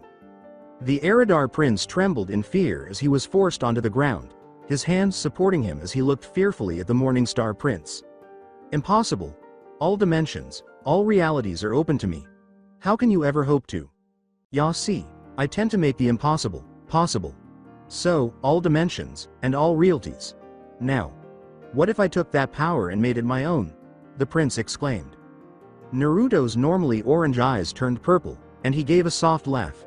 Taking hold of the bigger demon's head, he violently tore the creature's soul from his body and swallowed it, along with all of the knowledge it had. Fae, some demonic legion that thinks they're powerful but know nothing of it. The demon husk collapsed to the ground, blue flames blazing as the chains broke. As he clapped, Naruto began to laugh darkly, and then his laughter turned into a full-fledged, maniacal laugh. The demon was telling the truth. I can sense the power within him. The capacity to journey across dimensions, worlds, and even realities. Father is only able to do this upon summons. Being free to do this without the need for a summoning conduit. I'll have to exercise caution because I don't want to attract heaven's notice. As he walked to the club, he said, now, back to the club that Charlie and Veggie are at. He let out a quiet sigh, realizing that the club was one he owned. Oh my. Two guys were hitting on Veggie and Charlie while they were sitting at a bar stand, calmly sipping their drinks, with Veggie twitching his eyes every now and then. Veggie was being tickled by one, and the other would not stop talking. Abruptly, Veggie bent the man over by thrusting her elbow into his abdomen. Damn it, was aiming lower. Charlie put down her drink. Vags, you know how I feel about violence. Charlie, I understand, but I'm about to do a lot worse than just elbowing someone in the junk. The person who was bothering Charlie said, Charlie, as in Princess Charlotte. Ooh, a songbird. Why don't you two sing us a song? I'd love to hear you sing, as long as it's not something crappy like that redemption thing on the news. Charlie's eyes twitched at that, and the club laughed. Veggie took a deep breath in and out, a dark look in her eyes. Charlie's eyes widened and he whispered in her ear, oh, you hear that, hun? They'd like to hear a song. I think I have just the song in mind. Veggie smirked and whispered back, you never want to sing. What do you have in mind? Charlie oohed and then giggled, ta. Also, your brother is here to pick us up. Charlie gave a shrug. Made the ping about a few minutes after I learned they were trying to seduce us. Now let's go. I haven't heard ta in a while, but I really want to sing it. As the recovering demon guy took Veggie's seat and the other took Charlie's, both girls stood up to support them. With his arms crossed, Naruto stood at the entrance of the club, observing his sister and her partner take the karaoke stage. Huh. Thought they wanted to humiliate them. Oh, Veggie wants to do that. Kurama scowled, and he thought, I'll allow it. Kit, I'll be leaving since I don't want to hear no singing. It's already hurting my nose with how much booze I can smell. Fine, Kurama, I'm going to stay and enjoying the ass kicking that the girls are gonna give. Veggie grabbed a mic and threw one to Charlie, who readily caught it, asking, why am I always hit on by the boys that I never like? I can always see them coming from the left or from the right. Charlie sang next, seeming meek and sincerely just trying to be kind before it shifted to a darker look. I don't mean to be a priss, I'm just trying to be polite. But it always seems to bite me in the... Veggie put her arm around Charlie's shoulders and said, ask me for my number, yeah. You put me on the spot. Charlie laughed softly. You think that we should hook up, but I think that we should not. You had me at, hello, and then you opened up your mouth. As the girls began to get into the song, Naruto smirked softly and said, and that is when it started going south. Oh. The two guys were initially enjoying the performance and were now embarrassed as the girls all began to applaud. Naruto grew irate as they motioned for some of their friends to go get the girls. Charlie and Veggie winked at him during the song's, oh, section, and then Veggie punched the first person in the throat. By accident, Charlie gave someone a mic stand smack in the balls. Get your hands off my hips or I'll punch you in the lips. Stop your staring at my... Hey! Charlie and Veggie handled the first set, the guy's eyes widening as Veggie growled softly. Take a hint. No, you can't buy me a drink. Let me tell you what I think. I think you could use a mint. Take a hint. I guess you still don't get it, so let's take it from the top, Charlie purred, laughing at Veggie's outrage before bringing her over for a kiss. You asked me what my sign was, and I told you it was, stop. Veggie smirked and appeared to calm down a little. And if I had a dime for every name that you just dropped, I'd be on a yacht and you'd be here, hee hee. Naruto exclaimed, laughing freely without interfering with the girl's song. He then cheered as the second wave of idiots approached. Vaggie was tearing them apart with her fists while Charlie was swinging the mic stand around her neck and nailing a few of them in the head. "Get your hand off my hips or I'll punch in the lips. Stop your staring at my..." "Hey!" Charlie exclaimed. Not in a literal sense, since she was aware that Naruto would have to clear up the mess, but rather by making them hope for a second chance at death. With satisfied smiles on their faces, the girls at the club were telling the dickheads getting the shit kicked out of them, "Take a hint. No, you can't buy me a drink. Let me tell you what I think. I think you could use a mint. Take a hint." Naruto stood at the exit, and the two guys who were flirting with him scowled and started to get up from their seats, gulping in fear when they saw him. Naruto had a dark grin on his face and pointed to Charlie and Vaggie, who were looking back. "What about, no, don't you get, so go and tell your friends. I'm not really in. Tere. Stead, it's about time you leave and I'm going to count to 3 and open my eyes and you'll be gone." The guys gulped. "Take it away, girls. Hey, take a hint. I am not your missing link. Let me tell you what I think. I think you could use a mint. Take a hint." Both girls nailed the two douchebags in the stomach as they hacked up saliva. 1. Get your hands off my. 2. Or I'll punch in the. 3. Stop your staring at my. Naruto grabbed the two by the scuff of their jackets, lifting them up with a smirk. The two girls concluded the song with, "Whoa," and "Get your hands off my hips or I'll punch you in the lips. Stop your staring at my. Hey, take a hint," before Naruto threw them out and decked them in the face. The song's ending, and "Stay out you pieces of shit," and the scumbag's defeat delighted the girls. As Charlie wiped the blood from her hands with a napkin, Naruto yelled, "Now, security, get the rest of this trash out of my club." Naruto appeared amused at both Vaggie's visitation and his usually serene sister. "Seems you two really didn't need my help much." Naruto chuckled and Charlie said, "It was just in case, Naru." Charlie had puppy dog eyes. "We handled it quite well ourselves, Oye-hun," he said. "I would have been here sooner, but well." His form moved outward like blocks, then returned to surround the two with an arm. "Let's just say little brother can now travel between realms and dimensions." Vaggie moaned softly, a squeal slipping from Charlie's lips as his eyes brightened. "I got it from some demonic asshat who was trying to invade our realm, something about the Burning Legion." Vaggie gave her nose a pinch. "I shouldn't be surprised that those nerds on Earth managed to create a fictional world that actually exists. It's from a game called World of Warcraft." "Oh. Yeah, I killed him and took his power, so now I can go wherever I want, within the statute of father's powers, I suppose." Naruto sighed. Charlie nodded cheerfully as Vaggie tucked a flyaway hair. "Since they're thrown out and everything, you girls okay here then?"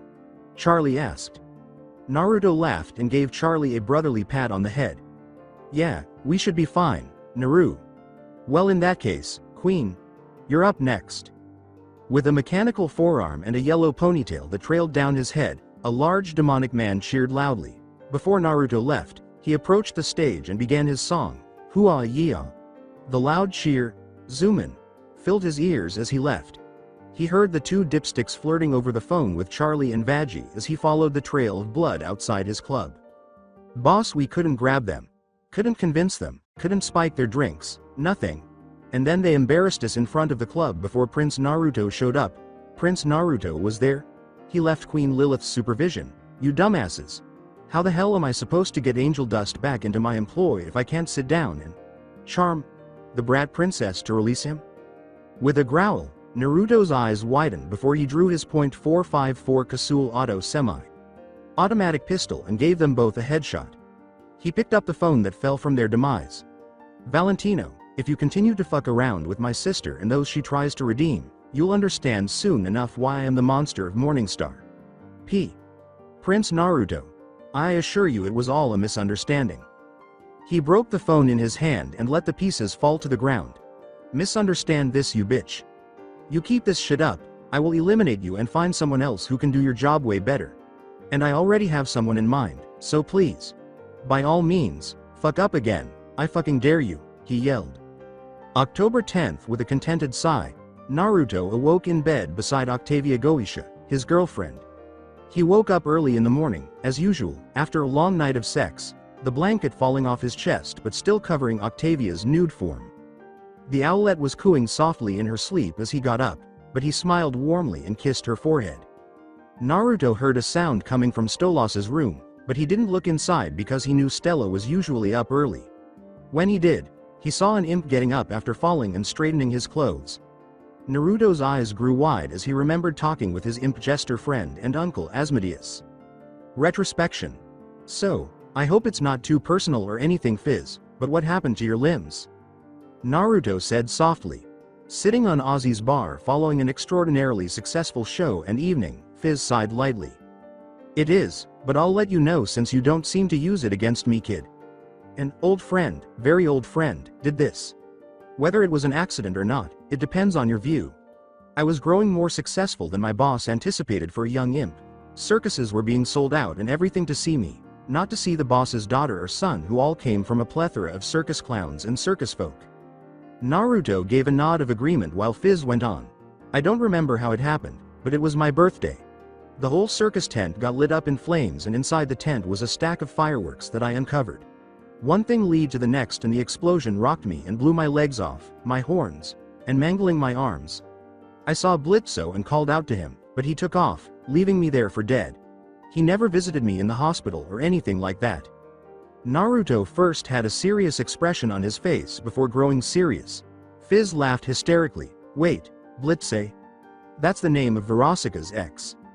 Figures, he'd snag one of the hottest stars and people in hell and he ends up fucking it up. It's because of him that Barbie's in rehab, but from what I hear she absolutely hates him. If you see him, kid, he'll probably be smart. Mouthed or trying to run away. He's got what Blitz typically resembles. Narrowing his eyes, Naruto reached into the room and took his gun out of his pocket dimension. Blitz turned, his eyes narrowing, dropped the book. Blitzo. I don't know who you are, fuckface, or how the hell you know my name, but I need this book. I'm starting an assassination business, and I needed to get into the living world. First of all, name's Naruto Morningstar, Lucifer's son and Stolas's future son.in.law. Blitz gasped. Second of all, I've been told all about you by Fizzaroli and Verosika Mayday. Blitz grumbled. Oh, of course that whore would talk about me.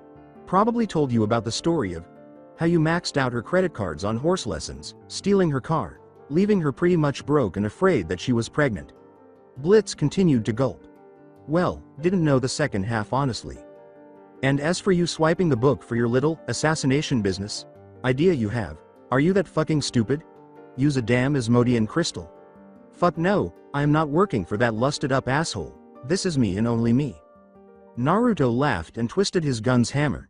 Yet you are swiping Stolas's grimoire, leaving you in a debt to him to use it.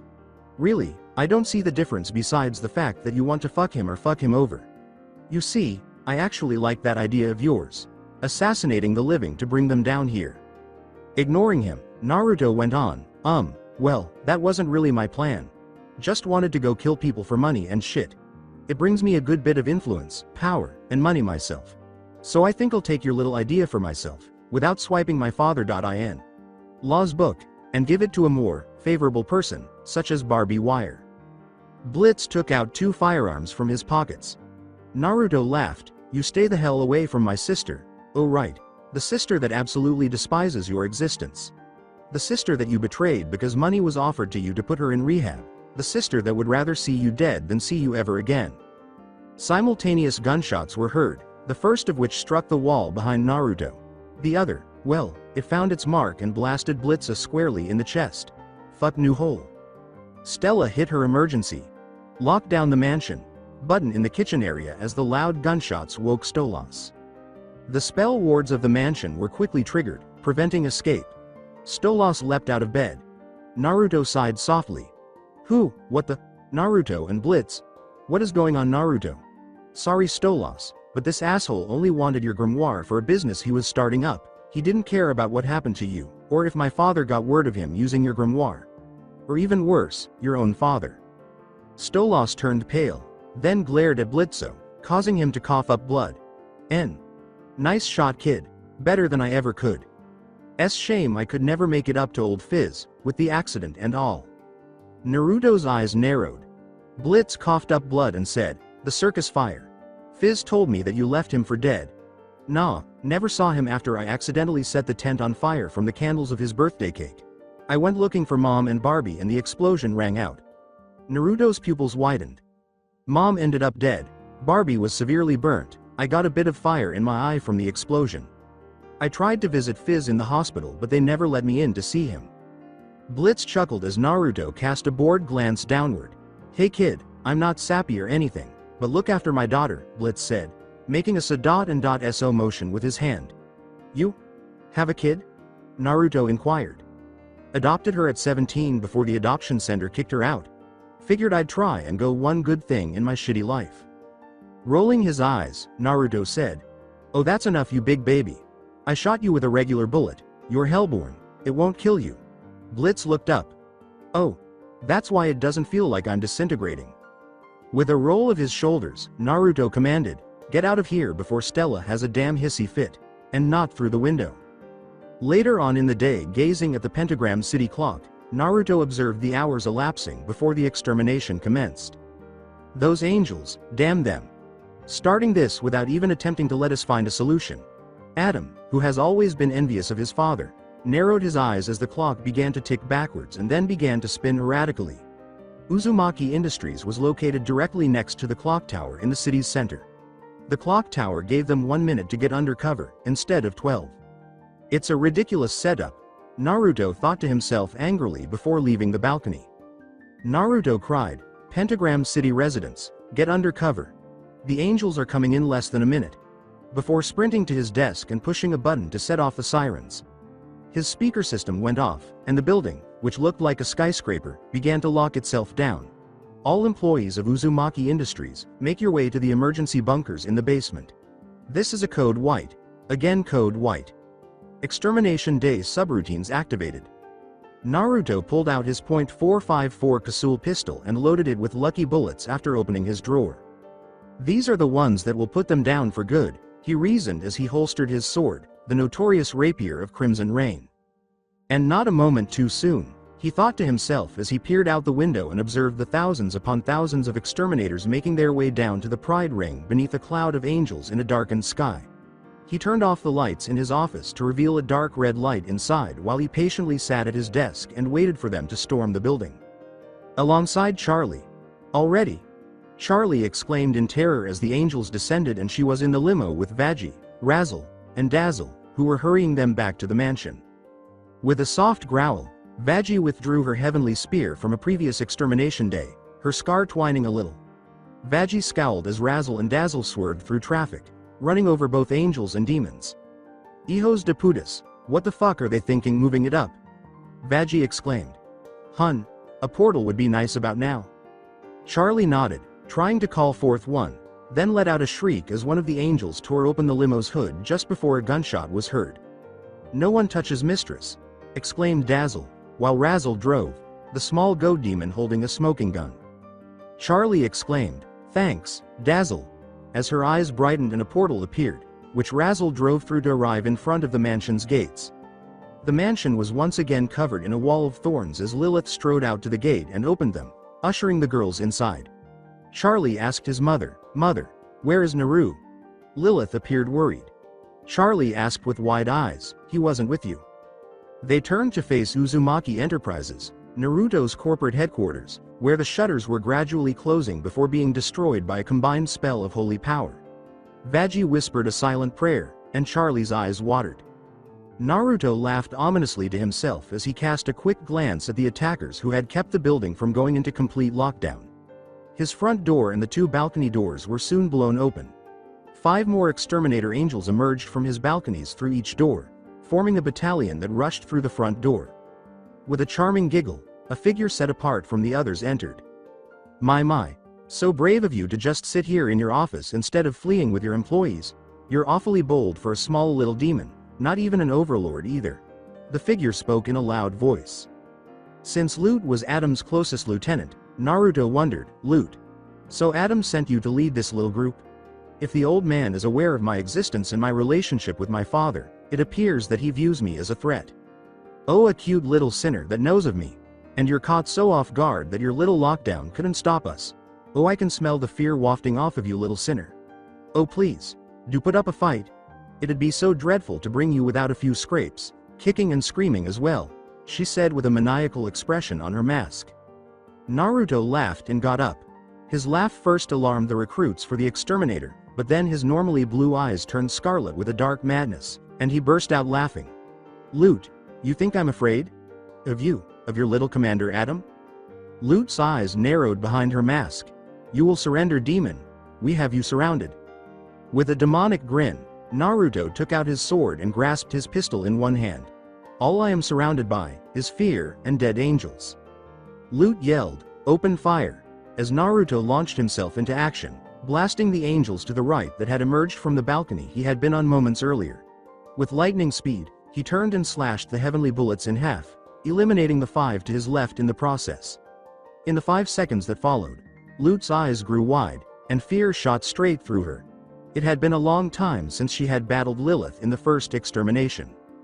With a feral grin on his face, Naruto crouchingly landed on the ground. Come now, angels, I thought you said I was afraid of YOU? They exclaimed as they all started firing at once, creating a cloud of smoke in the process. They stopped after a few minutes of non-stop fire as the cloud of smoke lingered, and then a shadowy claw emerged from the cloud, grabbing one of the angels by the face and crushing their head. Lute's mask, wearing eyes widened in horror as this. The monster was unscathed by the firing squad. Naruto laughed, then let out a fit of rage. The arm pulled back just as he started to build up a surge of power. Lute became enraged upon realizing she was once again outmatched. But it also instilled a great deal of fear. This was Lilith playing with her back then. She would be completely destroyed by this creature. She left her men and swiftly returned to heaven. Not even a second after Naruto blasted the remaining angel squadron with a burst of red lightning, screaming hysterically at the sounds of hopelessness, suffering, misery, and death. After reloading his gun and sheathing his sword, he proceeded to clear the remaining heavenly trash from his establishment. In Adam's workplace, Adam exclaimed, "Ah, Lute already back, huh? With all his glory." As Adam dropped the rib he was eating, she exclaimed in a panic, "So what's the kill count for this year?" "None, sir." "What?"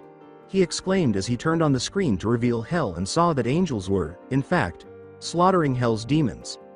"Where were you even that you couldn't get a single kill?" Lute gestured to a skyscraper that had been completely shuttered, with 2 smoking holes near the top, which would have been Naruto's office. Uzumaki Enterprises. Mito's resisting us? He asked, sounding disappointed because her husband Hashirama was one of his strongest allies for peace. Now completely in control of her emotions, Lute replied, "No, worse, it's a boy. Blonde hair, dark red eyes. Looks to have just graduated high school in terms of earth practices." Adam's eyes grew wide and finally met the big man's. "Hey Michael. We've found the child of prophecy, and he's currently wrecking our plans to ensure Hell doesn't get strong enough to rise up."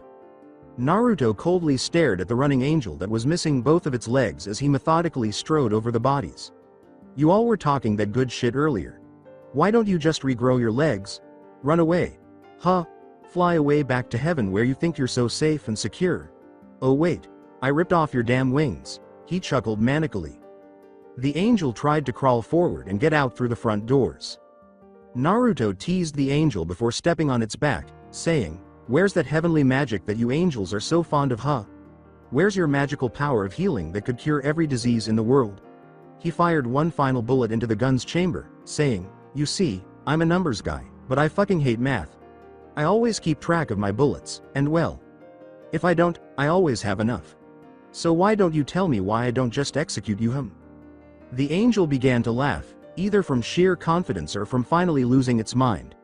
A shot rang out, scattering the angel's brains all over the floor, and he said, "Why you won't get away with this?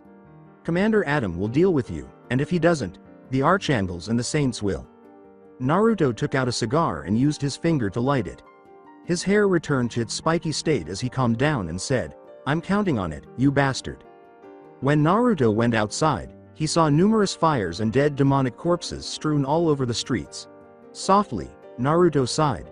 He put the cigar in his mouth and said, "I'm not a naturally violent person, but violence tends to follow me. Time to send out a warning to heaven." Naruto's back gave way to a dark shadow that consumed the angelic form, just as it had done for the entire duration of the several hours long extermination. Naruto crossed the dead bodies of the citizens as he made his way to the angelic clock tower, showing no signs of fear. "I love you, Charlie, big sister, but I don't think your idea will work out the way you wanted to. Not with men and women like me around," he thought solemnly as he surveyed the corpses of the dead demons, noticing children and women among them. As Naruto gazed up at the golden structure, which was a mockery of everything his parents had worked so hard to create, his still, beating heart hardened. Sometimes you have to become the biggest, evilest, darkest force imaginable in order to subdue evil and the dark forces in the world. It is my choice to walk this path in the hopes that you can walk your own. For those who simply made the mistake of stealing or being in the wrong place at the wrong time, or for other mistakes that have led them to hell when they shouldn't have, I'll paint the biggest target on my back in order to keep them away from you and help you get them out of here and on their way to redemption. As Naruto picked up his phone, it rang. "Naruto here. Oh, thank you, Satan Naruto. Are you okay?" Charlie's worried voice echoed as he entered the structure. "Yes, Charlie, I'm fine. An elite squad was sent out against me, only one left." At that, Vaji's one and only eye widened, and Charlie sighed with relief. Naruto did not respond when I asked, "Where are you at now?" Charlie tried calling Naruto again, but the line went dead and Lilith just laughed. "Naruto. Where are you?" Charlie asked. Naruto had met Adam 3 times before. After spending some time with Lilith, he realized why his mother was so obviously irritated and furious with both Adam and his father. The other 2 were with his father, and they were essentially engaged in a shouting war. Adam would make fun of Lucifer for falling, and Lucifer would make fun of Adam for being such a baby. Adam made fun of him for losing his dreams, while Lucifer made fun of him for losing Lilith. As the elevator doors opened, Naruto fixed his gaze on the office doorway. When he pulled open the office doors, Lutz and Adam's holographic appearances were visible. Naruto would exit the scene as the doors closed behind him. In the estate, with a frustrated pinch of his nose, Lucifer walked in the door. He turned to face Charlie, who was furiously trying to call someone, Vaji, who appeared concerned, and Lilith, who was pointing a pointed finger at him, and said, "Another father-damned meeting with the sins. Mammon wouldn't shut up to get a word in until me and Azazel literally shut him up." Asmodeus was worried about lust. B just wanted to party and leave to try and hook up with Naruto, again. He sat next to Lilith and said, What did I miss?" Lilith answered in a humorous tone, "There was an attempted assassination on Naruto, again." Lucifer loosened up, then his eyes brightened. Lucifer nodded before they lit up again, asking, "Attempted? Indirectly, of course, you know how the extermination day is." "Those," was what he said before Lilith comforted him. "The whole squad was killed off, except for one." "Oh, okay. So what's Charlotte freaking out about?" she exclaimed angrily, "Because Naru isn't answering my calls." Lilith revealed to Lucifer what Naruto had done, and her hand glowed. Lucifer's gaze expanded. His lone eye widened, and he said proudly, "He made Loot run." Lucifer laughed and clapped his hands while he kept watching the video. Lilith grinned softly, then the smile turned into a frown. "That'll take that baby dick Adam down a few pegs. After that, however, I haven't been able to scry his location either." Lucifer sighed. Their eyes both widened as they said, "You can see everywhere in hell. The only place you can see is the clock tower." Both exclaimed before catching fire and disappearing. Office of Clock Tower. Naruto threw his cigar to the closest trash can and said, "Loot, Adam." Adam's gaze grew strained. The man laughed and said, "Oh, just returning your so-called elite squadron back to you." Then the shadow spat out the bodies and severed limbs of Loot's squadron onto the table. "What do you want, brat?" With a spear drawn, Loot grasped Naruto's throat. Naruto chuckled, My, doesn't this feel familiar?" Gritting her teeth, Loot yelled, "Give me one good damn reason why I shouldn't kill you, you son of a bitch." Naruto grinned broadly and said, "Because you're a hologram first off, and second off you can't."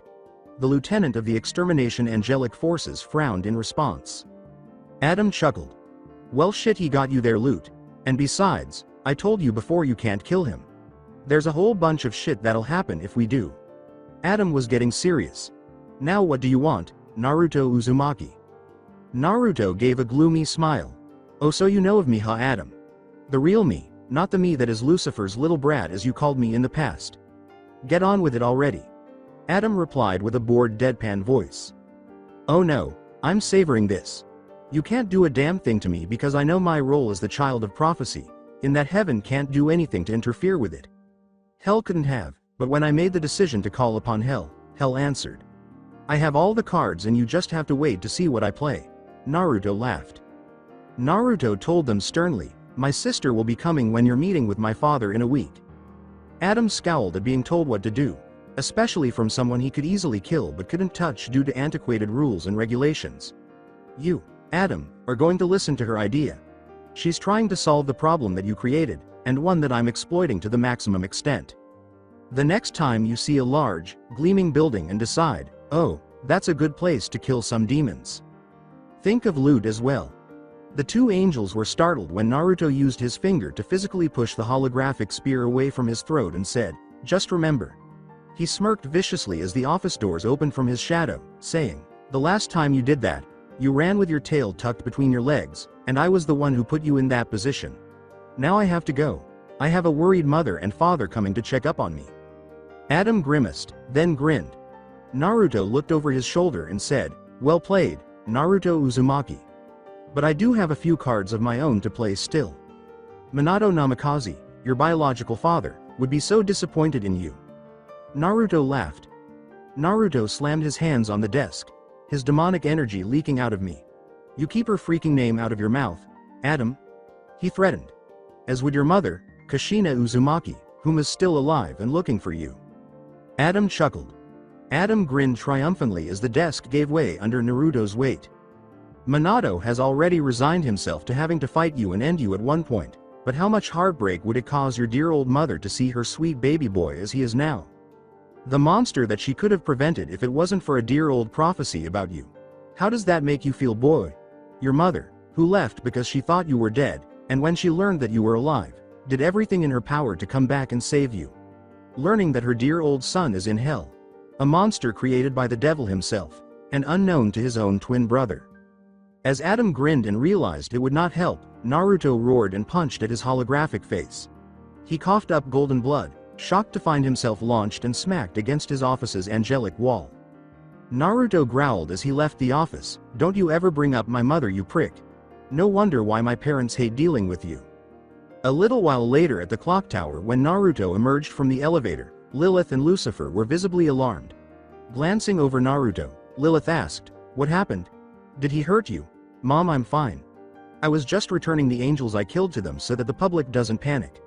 I also made sure that when Dad brings Charlie along next week to talk to him, that Adam will at least listen to Charlie's idea with the hotel, replied Naruto. Lucifer laughed and Lilith gave a satisfied nod. Naruto said nothing, not even saying, he's still a prick, isn't he?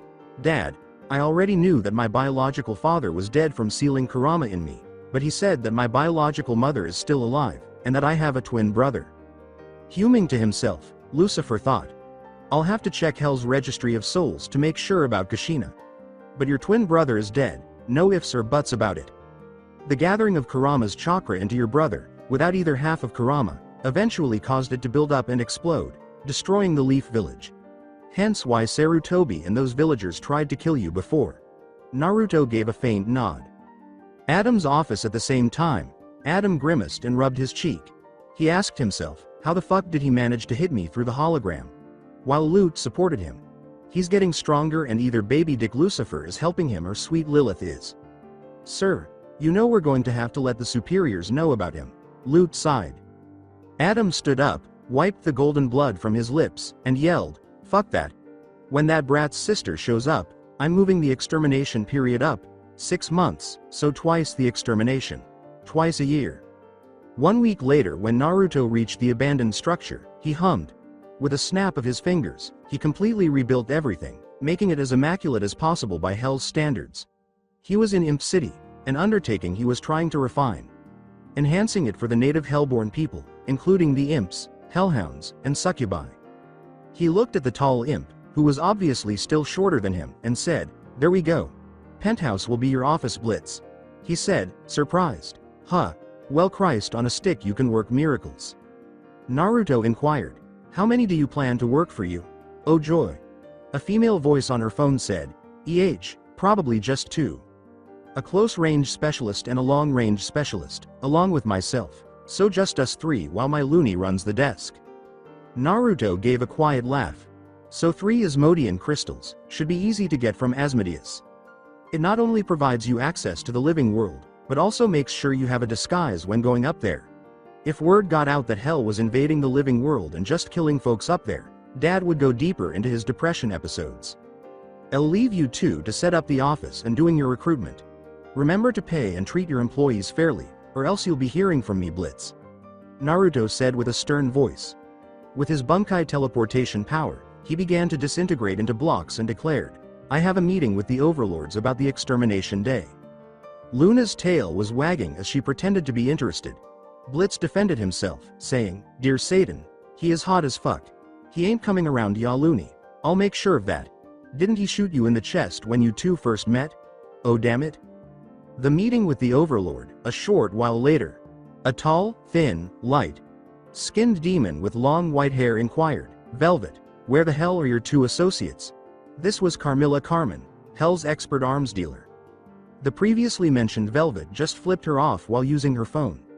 They're busy dealing with things pertaining to their businesses, so I'm speaking on behalf of them. Zestiel, the oldest Overlord present, merely shook his head funnily and murmured something in Carmilla's ear. She gave a nod. As Velvet stopped texting and frowned, she said with a satisfied smirk, You do know that Prince Naruto will be here, and he wants every Overlord here.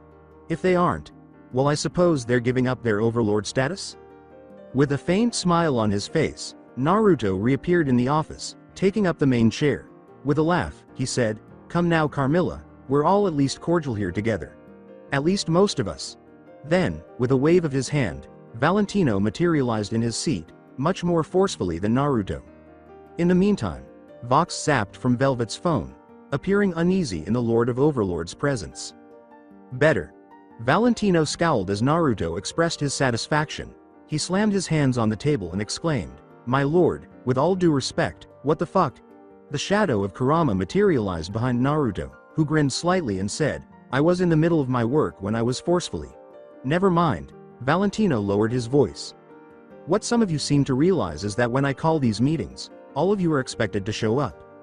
Naruto got to his feet to begin.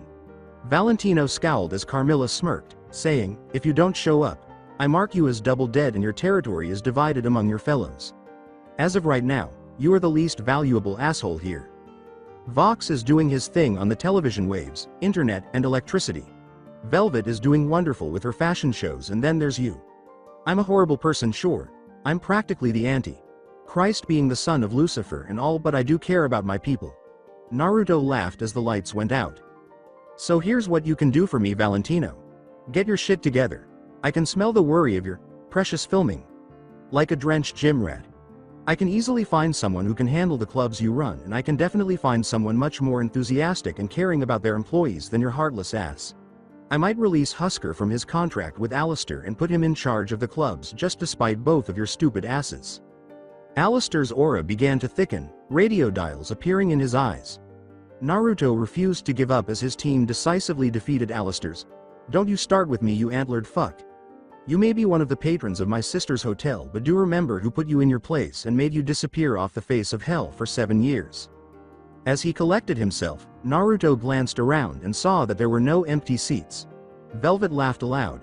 Good, we didn't lose any overlords this year. Vox, grinning smugly at the television, said, Well shit, I never thought I'd see Mr. Radio Demon be put in his place. Naruto questioned, So unless someone's got something important to add to the meeting? As Vel leapt up onto the table. Velvet. Naruto remarked, chuckling as she announced her arrival. The room became serious as she picked up an angelic head and threw it on the table. Yeah. Someone took out an angelic bastard. I say that brings up something important to this normally boring ass yearly meeting. Someone that isn't Prince Naruto here. To get their attention and stop the song, Naruto partially transformed into a demon and yelled, Enough, he began. Carmilla, you don't ever end my meetings without my permission. Clearly engrossed in the moment, Carmilla recoiled back in her seat in fear. With a surprised expression on each of the ladies' faces, Naruto remarked, And second off, both of you are correct. Carmilla is right, we should exercise caution. This is especially true, he said, gesturing to the head just before his shadow ate it. The overlords, with the exception of Alistair, Zestiel, and Carmilla, began to perspire as he sternly stated, "Doesn't leave this room. And if I found out who leaked it, they are losing their overlord status, their territory, and their life." He looked at Valentino, Vox, and Alistair, the troublemakers, and said, "But having my fair share of fights with the angels, and attempt on my own life this year, I do say that we need to be prepared. So within my power, Carmilla." Vox was only interested in seeing Alistair dead because he was constantly seeking chaos and amusement, whereas Valentino posed a greater threat due to his stupidity. As Carmilla looked shocked, he said, "Carmilla, start spreading out the arms to the overlords. The angelic ones. From this moment on, all overlords are allowed to defend themselves against the exorcist squads. If I get a word that a sinner or hellborn get a hold of an angelic weapon, or that one of them has died from said weaponry not during an extermination day, I will be looking through every single one of you first," he said with seriousness. He said gravely, emerging from his demonic state, "Heaven is moving, especially with Adam pushing forward with his plan to have the extermination occur every 6 months. He thinks that we're rising up against heaven. Based on the information given, a few of them appeared uneasy. I don't wish to give him his proof and give him more reason to push for more extermination processes against us, but I'm also not going to sit on my ass and let my people be killed off like cattle." He got to his feet. "If Princess Charlotte's hotel works, and heaven, outside of that prick Adam, agrees with it, we can worry about infighting between us like in ages past. But if it doesn't, we need to be united until heaven backs off." He glanced around the table. All of them nodded, the majority of them afraid. "Do I make myself clear?" Naruto gave a nod. He sighed softly and watched them all go, leaving himself to go. "Then the meeting is dismissed. Somewhere else." "Hotel has been." Charlie sobbed into his chest and he held her close. "I told you before, sis, Adam's a prick. Believe me when I say that was the main reason Dad never wanted you to meet him. But he didn't even listen." She began to sob. Softly caressing her back, Naruto said, "Adam thinks just because he was the first soul to go to heaven, that he's the greatest thing ever. You saw it for yourself. He's flawed. Now you see why Mom didn't want anything to do with him. It's still unfair. I'm attempting to resolve the issue we both have, and he, Naruto continued, just thinks with his dick." As Charlie's cries became louder, he jeered at her as she wiped away the tears and huffed with a cute pout, saying, "Geez Charlie, I'm supposed to be the younger brother, not the older brother." Naruto questioned, "Besides, you think Adam's the only solution?" Naruto sighed and Charlie tilted her head, perplexed. "He runs the extermination, yes. But he has to take orders from somewhere, right? Go above him, talk to his superiors. I'm sure one of them has to know what he's doing and is appalled by it." Charlie's eyes got big as a real happy smile, not a spooky one, started to split her face. Charlie sighed and said, "No, I can't set it up. Dad will have to." Oh. He grinned and gave her shoulder a pat. "I'm sure he'll do it. It's another way of screwing over Adam after all. Plus, Mom and Dad have been rather off for the last few years since I graduated hell school." "What do you mean?" Charlie inquired, perplexed. "I mean it in the sense of since you and Vaggie hooked up, Mom has this distant look in her eyes. Dad seems to have fallen into some sort of depression. I've only noticed because I've been around them more often than you, what with your hotel idea and all your other happy go luck ideas." Charlie adjusted his glasses and stepped away from him. "I mean, you've got a good thing going here, sis. Don't get me wrong. I believe in you and your dream. But even you can tell the exterminations have gotten worse over the years. Or do I need to remind you of what nearly happened my first extermination day?" Charlie winced because she didn't want to think back on that particular day. That day, when she was supposed to be watching Naruto, he was left alone in the streets of Pentagon City and on the verge of death. Naruto just wanted to explore, but Leviathan had been busy that day, conducting business with his father down in Envy. Of course, the terrible day, for it was extermination day. "I may not be much better, especially considering I pretty much let our people do what they want, but I will not let anything harm our family. You, Mom, Dad, Octavia, Vaggie, nothing will happen to any of you while I am able," he said quietly. She nodded solemnly, not enjoying the full use of her demonic powers and preferring to use them to bring happiness and cheer to her people. "You need to learn to bring out the worst of your powers if you wish to do the same. You never know what the future holds, Charlie." His voice became playful. Charlie became very angry and pushed him away, saying, Especially if you have plans to make me an uncle with Veggie. D. Damn it, Naru. Don't embarrass me like that. It turned out to be a shadow clone as he laughed and saluted before poofing away in a cloud of smoke. Penthouse Carmen. The true Naruto was holding his hands behind his back. Carmilla and her daughters were respectfully observing with a wariness and fear. I'm not angry, nor disappointed, Carmilla. I would have done the same thing if they targeted Charlie or Octavia. Naruto shot Carmilla a sideways glance and his slightly reddened eyes revealed a breath she didn't know she was holding. What I'm annoyed about is Velvet bringing the attention to the others. It's one thing for me to be able to kill them, due to my increased capabilities of being the prince and my own status as a Jinchuriki, but for a random questioning thought of, who killed the angel? That wasn't me? He growled, cooling himself and restraining the demonic power he was leaking. It was sloppy work, Carmilla. I know you had your daughter's well-being at the forefront of your mind, but damn it. He went on, breathing in and out. It was risky, but something you know of before. After all, this is your punishment, isn't it? The three Carmines cast sorrowful glances down. Carmilla's lifelong goal was to provide the best life for her daughters, so she sold weapons to a mafia family.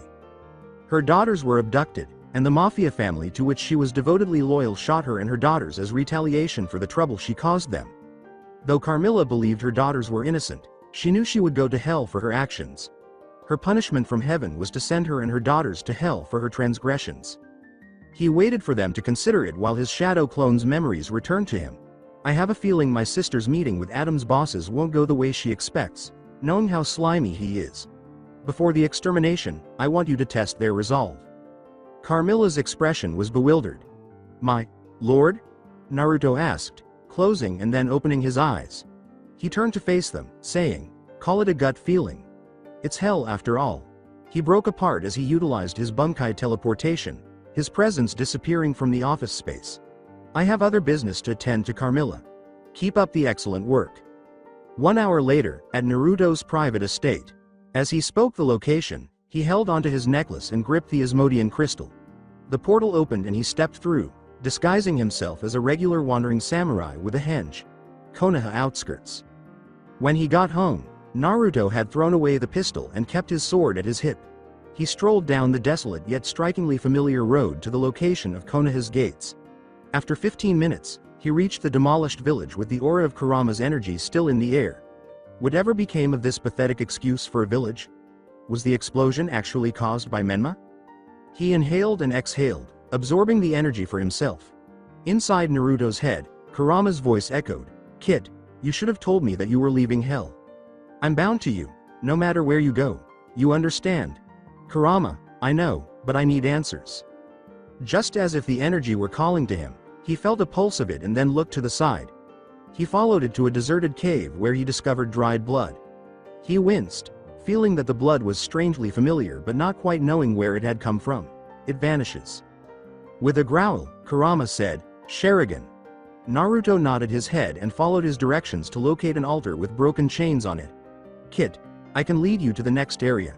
It was where I was released from your mother. Kurama growled and he held his head in pain, asking, a sacrificial altar? The mysterious voice cried out, now. Be released, Nine Tails. As Kurama was taken out of Kushina.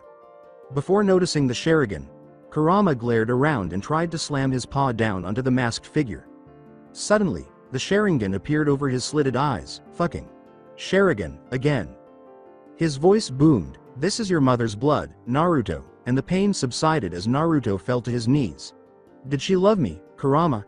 Whispered Naruto. Kid, if she wasn't talking Minato's ear off, she was talking my ear off about you. If Minato hadn't put the village above you, you four would have been a happy family. Naruto sobbed softly, letting his tears fall. He wept for a few minutes before getting to his feet. I sense more of her energy, to the north. He began to move toward what had become somewhat of a foreign landscape following the fall of Konoha. He put his hand on the splatter of blood and closed his eyes to concentrate. When he opened his eyes again, his mother was bleeding in a vision from the past. She said solemnly, both of my Sochis. Dead, both of my villages destroyed. Naruto wanted to reach out, but he knew there was nothing he could do. He uttered softly, Chan. I'm here, and alive. Naruto put a hand over her shoulder as she sobbed, damn Minato for killing Naruto from sealing the fox in him. and then some leftover chakra into Menma. Without the soul, the chakra would just build up to a time bomb.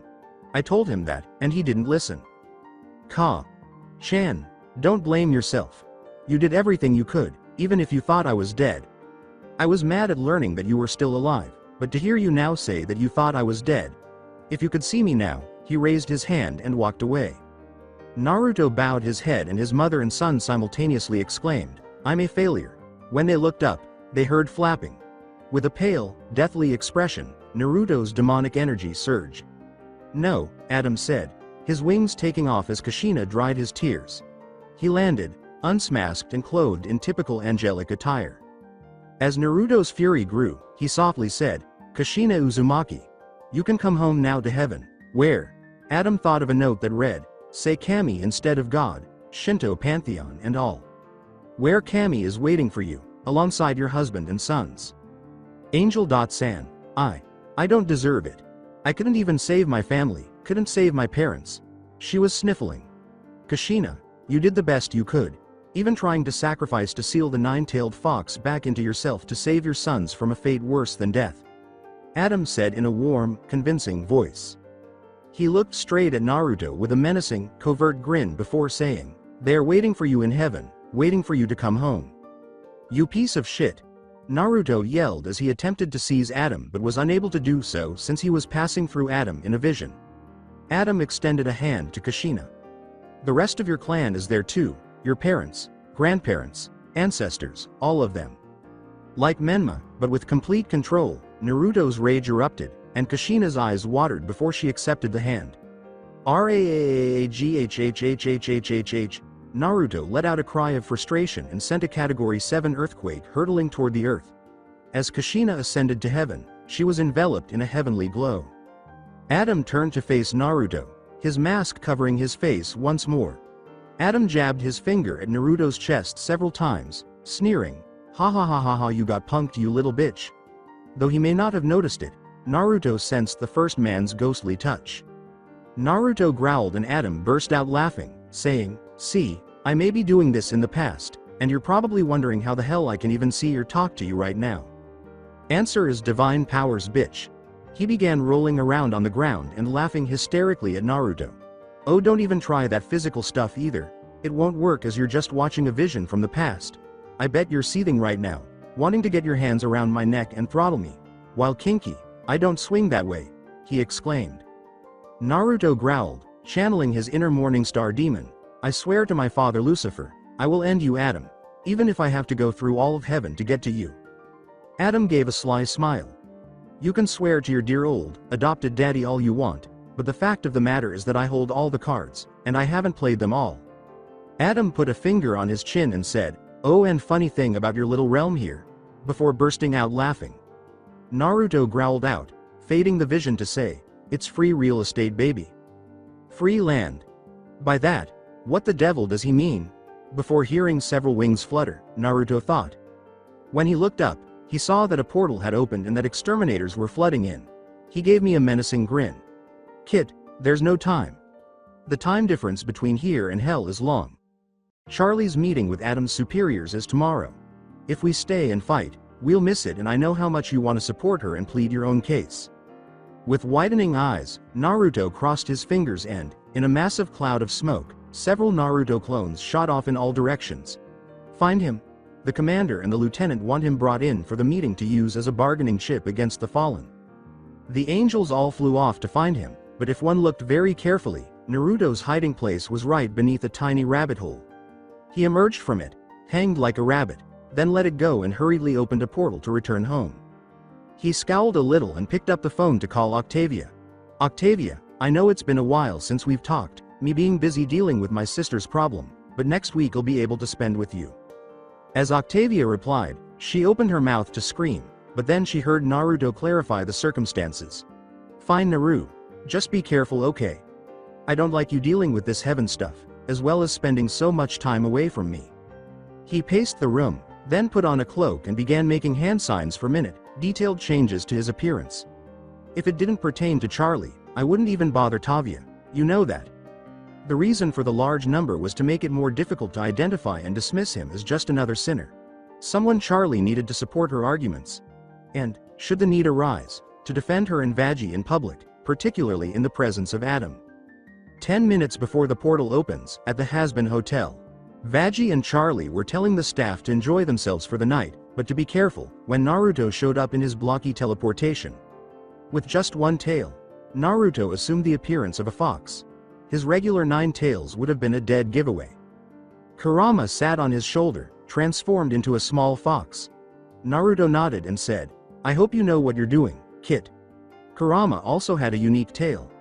"I'll act more like a familiar and pretend that I'm mute so you can talk." He hummed to himself, a scene from a session he'd seen of them following the extermination day 5 months prior replaying in his mind.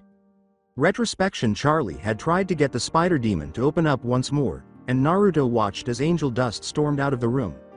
Rolling his eyes, Naruto said. Muttering, he stopped the spider demon from leaving the hotel, told her she should have taken classes to be a counselor so she could see what to pursue and what to avoid. With his eyes narrowing, Angel said threateningly, "Let me go." Naruto narrowed his. Angel laughed hysterically and said, "If you're going, I'm coming with so we can talk." "Oh great, little brother going to have his go at my brain." Angel scoffed as Naruto said calmly, "Not really, but sometimes getting the frustration out can help." "All right," Naruto said, guiding Angel Dust to the foyer and swiping his fingers to make it quiet in a separate area. Angel rolled his eyes and said, "I'm not going to pry too much, Charlie did that much already." Naruto laughed softly, "So what, Big Sis's riot act didn't work and now you're going to lecture me? Did you know that we're not actually related?" Angel looked at him, and his eyes grew wide.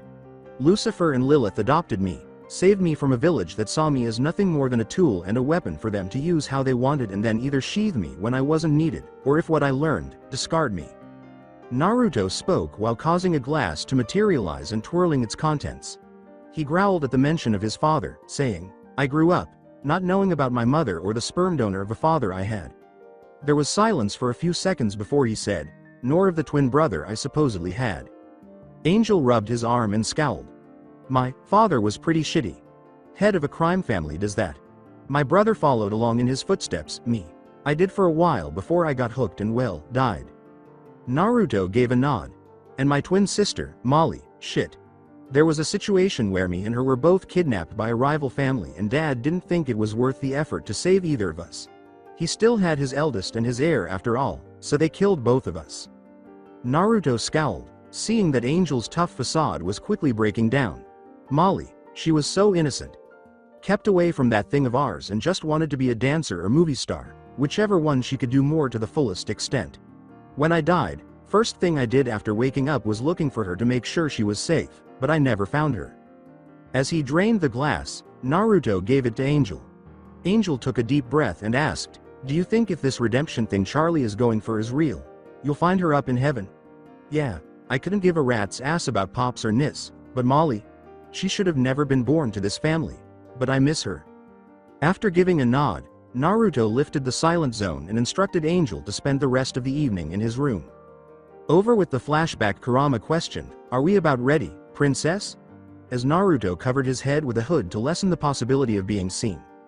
Charlie was carrying a large suitcase stuffed with clothing. Naruto and Kurama both started to perspire. Veggie sighed and Kurama said, "You do know that it's only going to be a day, right?" Tried to tell her the same thing but she wouldn't listen. She was so excited that she just quickly packed up just about everything she could. Then Naruto arched an eyebrow and the heavenly portal parted for them. "Do you want to go to bed now that we're heading into a trap? Remember, Kit, not everything is about Adam. You know that Charlotte will benefit if your dad is able to secure this meeting. Just make an effort to maintain composure and control your rage. I promise that I share your ire at what Adam did with Kushina." Charlie took Naruto's hand and dragged him, with Veggie trailing behind. The gates of heaven. They emerged from the heavenly gates portal. Veggie had an uncomfortable expression on her face while Naruto and Charlie stared at it in amazement. Is this the realm of heaven? Mom has arrived. And if I had been treated properly, I would have been too, Naruto mused meekly. "Kit, we both know you did nothing wrong. Granted it was your desperate attempt to locate that book, but this wouldn't have worked for you. You're too following for it."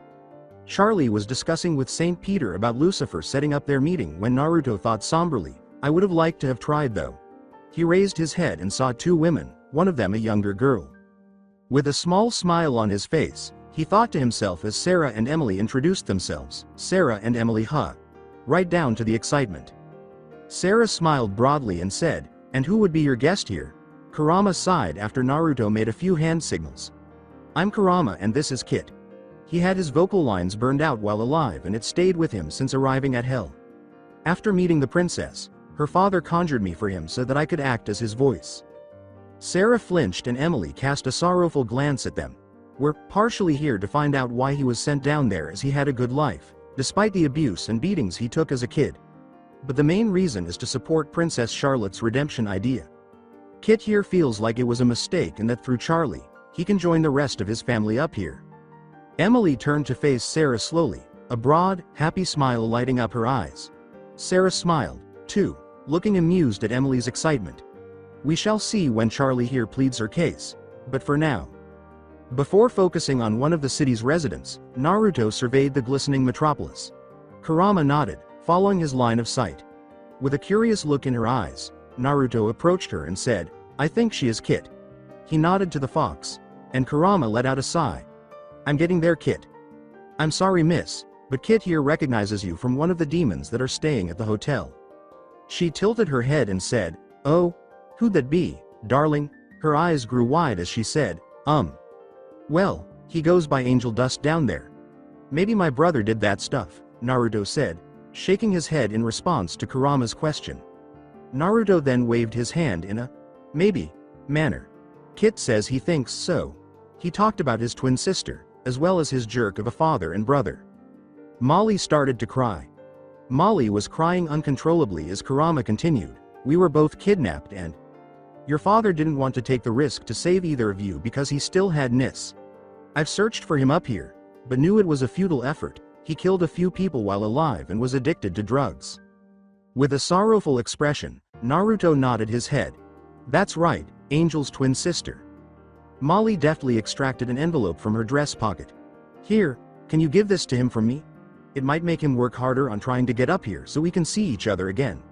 It's a letter, stating how it is up here and partially of what I've been up to since ascending." With a nod of approval, Naruto accepted the envelope. Molly nodded, tears in her eyes, as Charlie dragged Naruto away. "We'll take it. He'll be either overjoyed that you're here or regretful about the decisions he made to wind up in hell." Whispering, "What was that about Naru?" was her question. Charlie's eyes expanded as he said, "That was Angel Dust's twin sister." Naruto laughed and shook his head, asking, "What? When did he? How did you?" "Charlotte, he told you about taking classes on reading body language and about being a counselor. Kit's always had this charming appeal to him, hence why his class in Hell School was the most successful during and after their time in school." Charlie scowled. They passed by Adam, unnoticed by Charlie and Veggie, and an unmasked Lute, and Naruto noticed them, clenching his fists. "Kit, please settle down and restrain the demonic energy from running wild," Kurama mentally warned. "They'll get theirs in court," as Naruto let go of his fists and Adam spat out his drink upon seeing Charlie and Veggie in heaven. In their lodging while Naruto was with Charlie, Kurama sat on the bed, leaving Veggie alone in the room as Kurama curled into a ball and was about to fall asleep. He opened one eye slightly to take in Adam's voice as he heard the door open. "Hey Kit, listen," he said to himself in his head before joining in on the conversation. As Kurama listened in, his own temper began to flare. Is he attempting to extort Veggie? When Kurama finally had enough, he fully woke up, stood on his paws, and growled at the two intruders. Adam gave the fox a quick look and grinned. Kurama bit his finger and said, "Oh, this is how that little fox bitch is going to testify? With a cute little fox?" He dismissed Kurama with a, "Ouch, little fucker." As Kurama grinned, "Call me cute again, bitch, and I'll show you what I can really do." Lute swore, glaring at it with her sword. Veggie stood looking shocked at what he saw, but Adam just scowled before blasting him away, as if disintegrating him. "No more testifying from your mute bitch now. And as for you, you better get her to back off or your little secret is going to be exposed. Can't wait to see those two tear you apart." In the meantime, Kurama returned to the seal. "Sorry Kit, but that bastard just tried to vaporize me to ensure you couldn't testify. It's excellent, Kurama." Kurama nodded at Naruto's mental response. Just block off the memories I actually have and we can show them the false memories I've created for the kid persona I've made. In the courtroom, as he entered the room with Charlie and Veggie and took a seat next to them, Naruto sighed inwardly. Squeezing Charlie's hand and smiling comfortingly, he reached over. Charlie had a slight smile on her face, but it was obvious that she was nervous as he mouthed the words, "You got this." Charlie quickly became fully involved in the proceedings after they began. She demonstrated to them both what Angel had been doing since arriving at the hotel and what he was doing right now. Naruto managed to convey with a smile that Angel had crossed everything off Adam's imaginary list of ridiculous things. Even here, Naruto's blood boiled at the sight of him. Adam gestured at Naruto and said, "Oh yeah, and what about that one, huh?" Charlie said, "Kit? Never even heard of him. That's because he doesn't remember what he was called before falling. PSH, doesn't matter. Let him speak for himself." Adam replied dismissively. Naruto turned to face Charlie and Veggie, who were both worried that Kurama was not present to defend him. Naruto grinned slightly and moved to the front of their desk. Lute let out a growl. "Why is he even hooded here? Take it off so we can see your face." Naruto shrugged and reached up for his hood, causing Charlie's eyes to widen with fear. Charlie breathed a sigh of relief inside as he removed it to reveal Fox features and looked completely different from how he usually did. Naruto cast a sidelong glance while feigning anxiety. He signed out to the court, leaving many of them looking around in confusion and asking, "Does anyone know sign language?" Emily got to her feet.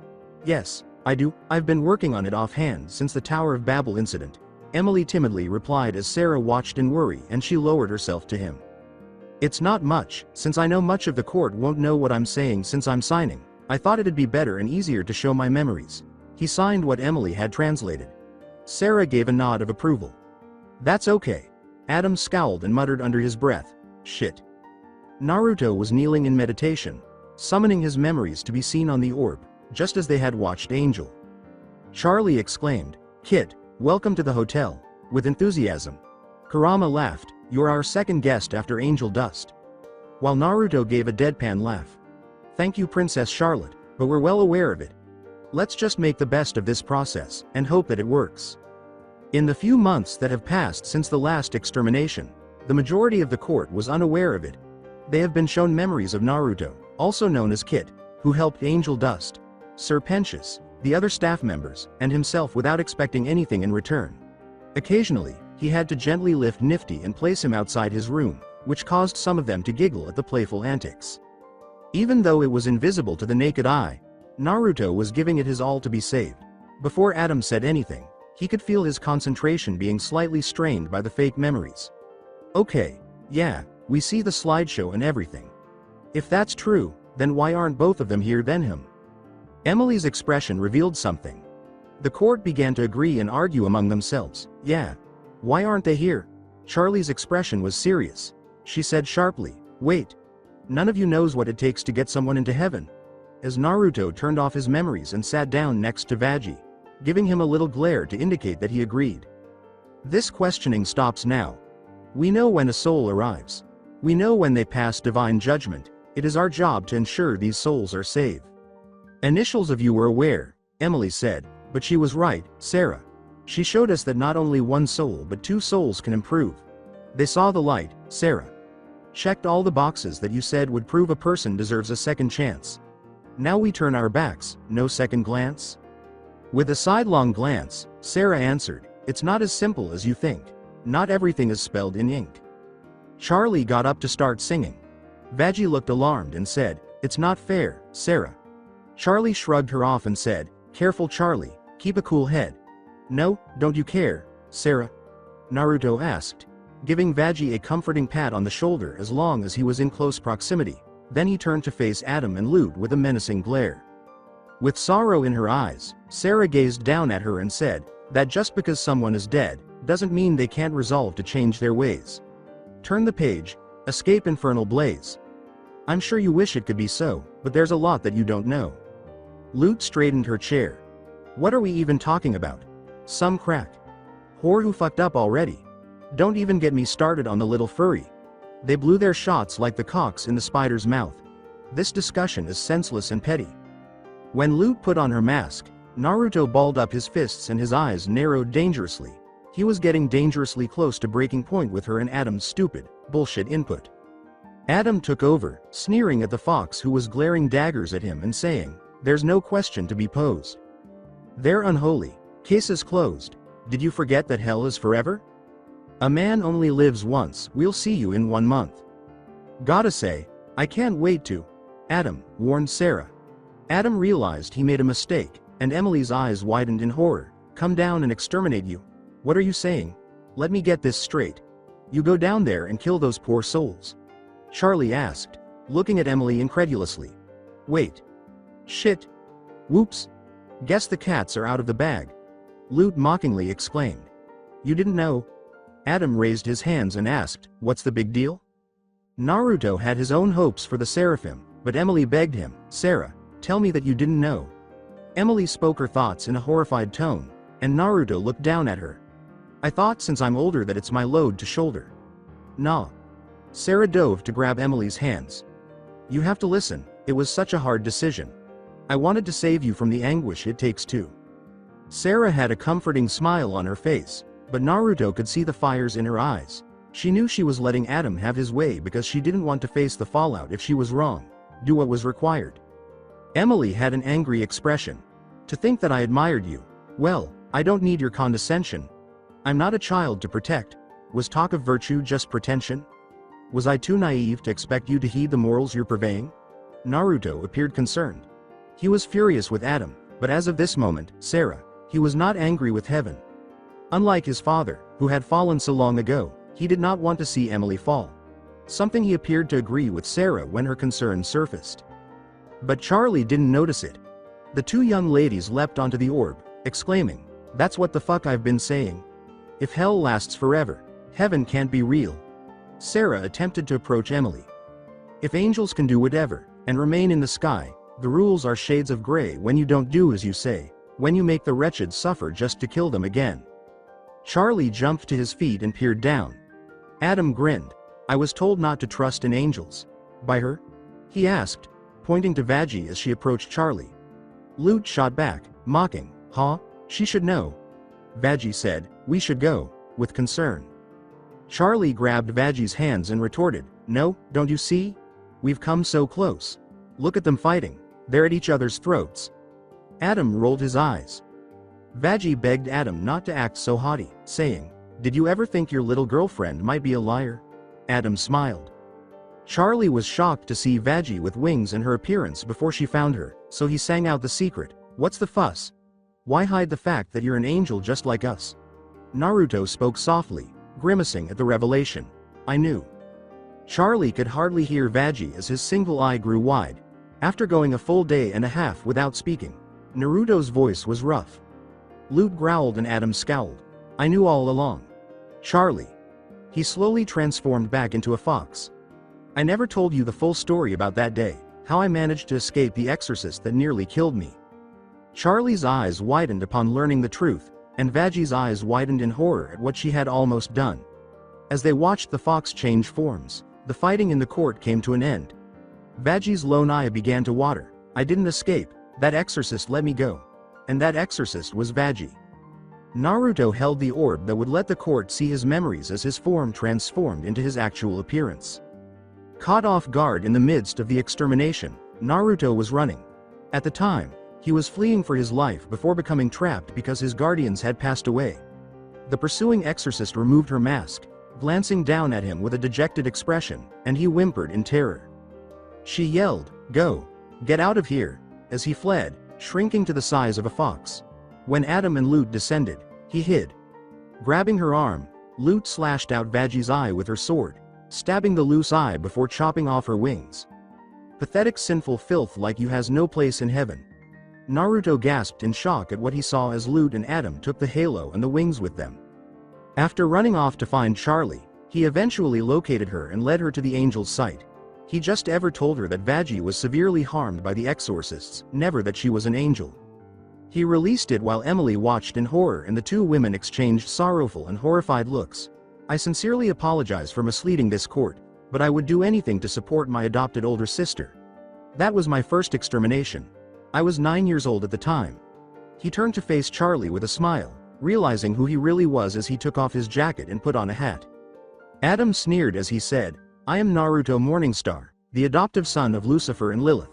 The court gasped at his announcement. "You thought it'd be a wise idea to just stroll into heaven with all the shit you've done, huh? Just like all the Uzumaki being a pain in the ass for my crew."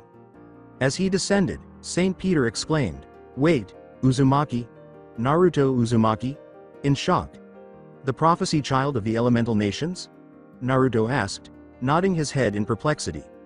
When St. Peter opened his book, his name was there. "Your deeds would have brought you straight to heaven when you passed away, a natural cause of death." Charlie's eyes grew wide as Naruto cast a melancholy glance down. Adam spat out his drink once more, saying, "You would have been the most welcomed person to heaven since Hashirama Senju and Adam himself." Peter exclaimed, "Wait, the fuck? Son. What happened?" with concern. "He took them through his early years, showing them everything up until he and Lilith left." He scowled before Sarah gave him a confused look. "I've always wondered why my prayers weren't answered, but standing here, listening to this whole plea, I know why. We never received any prayers from you or the elemental nations, young Maelstrom."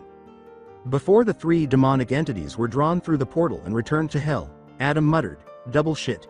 As the wind howled and attempted to pull Naruto back in, he resisted. He growled and allowed himself to fall back through the portal. "Adam. I will get my mother back, even if I have to tear your spine from you and beat you within an inch of your life with it," he exclaimed. That's it for today. I hope you guys enjoyed this great story. See you in the next one.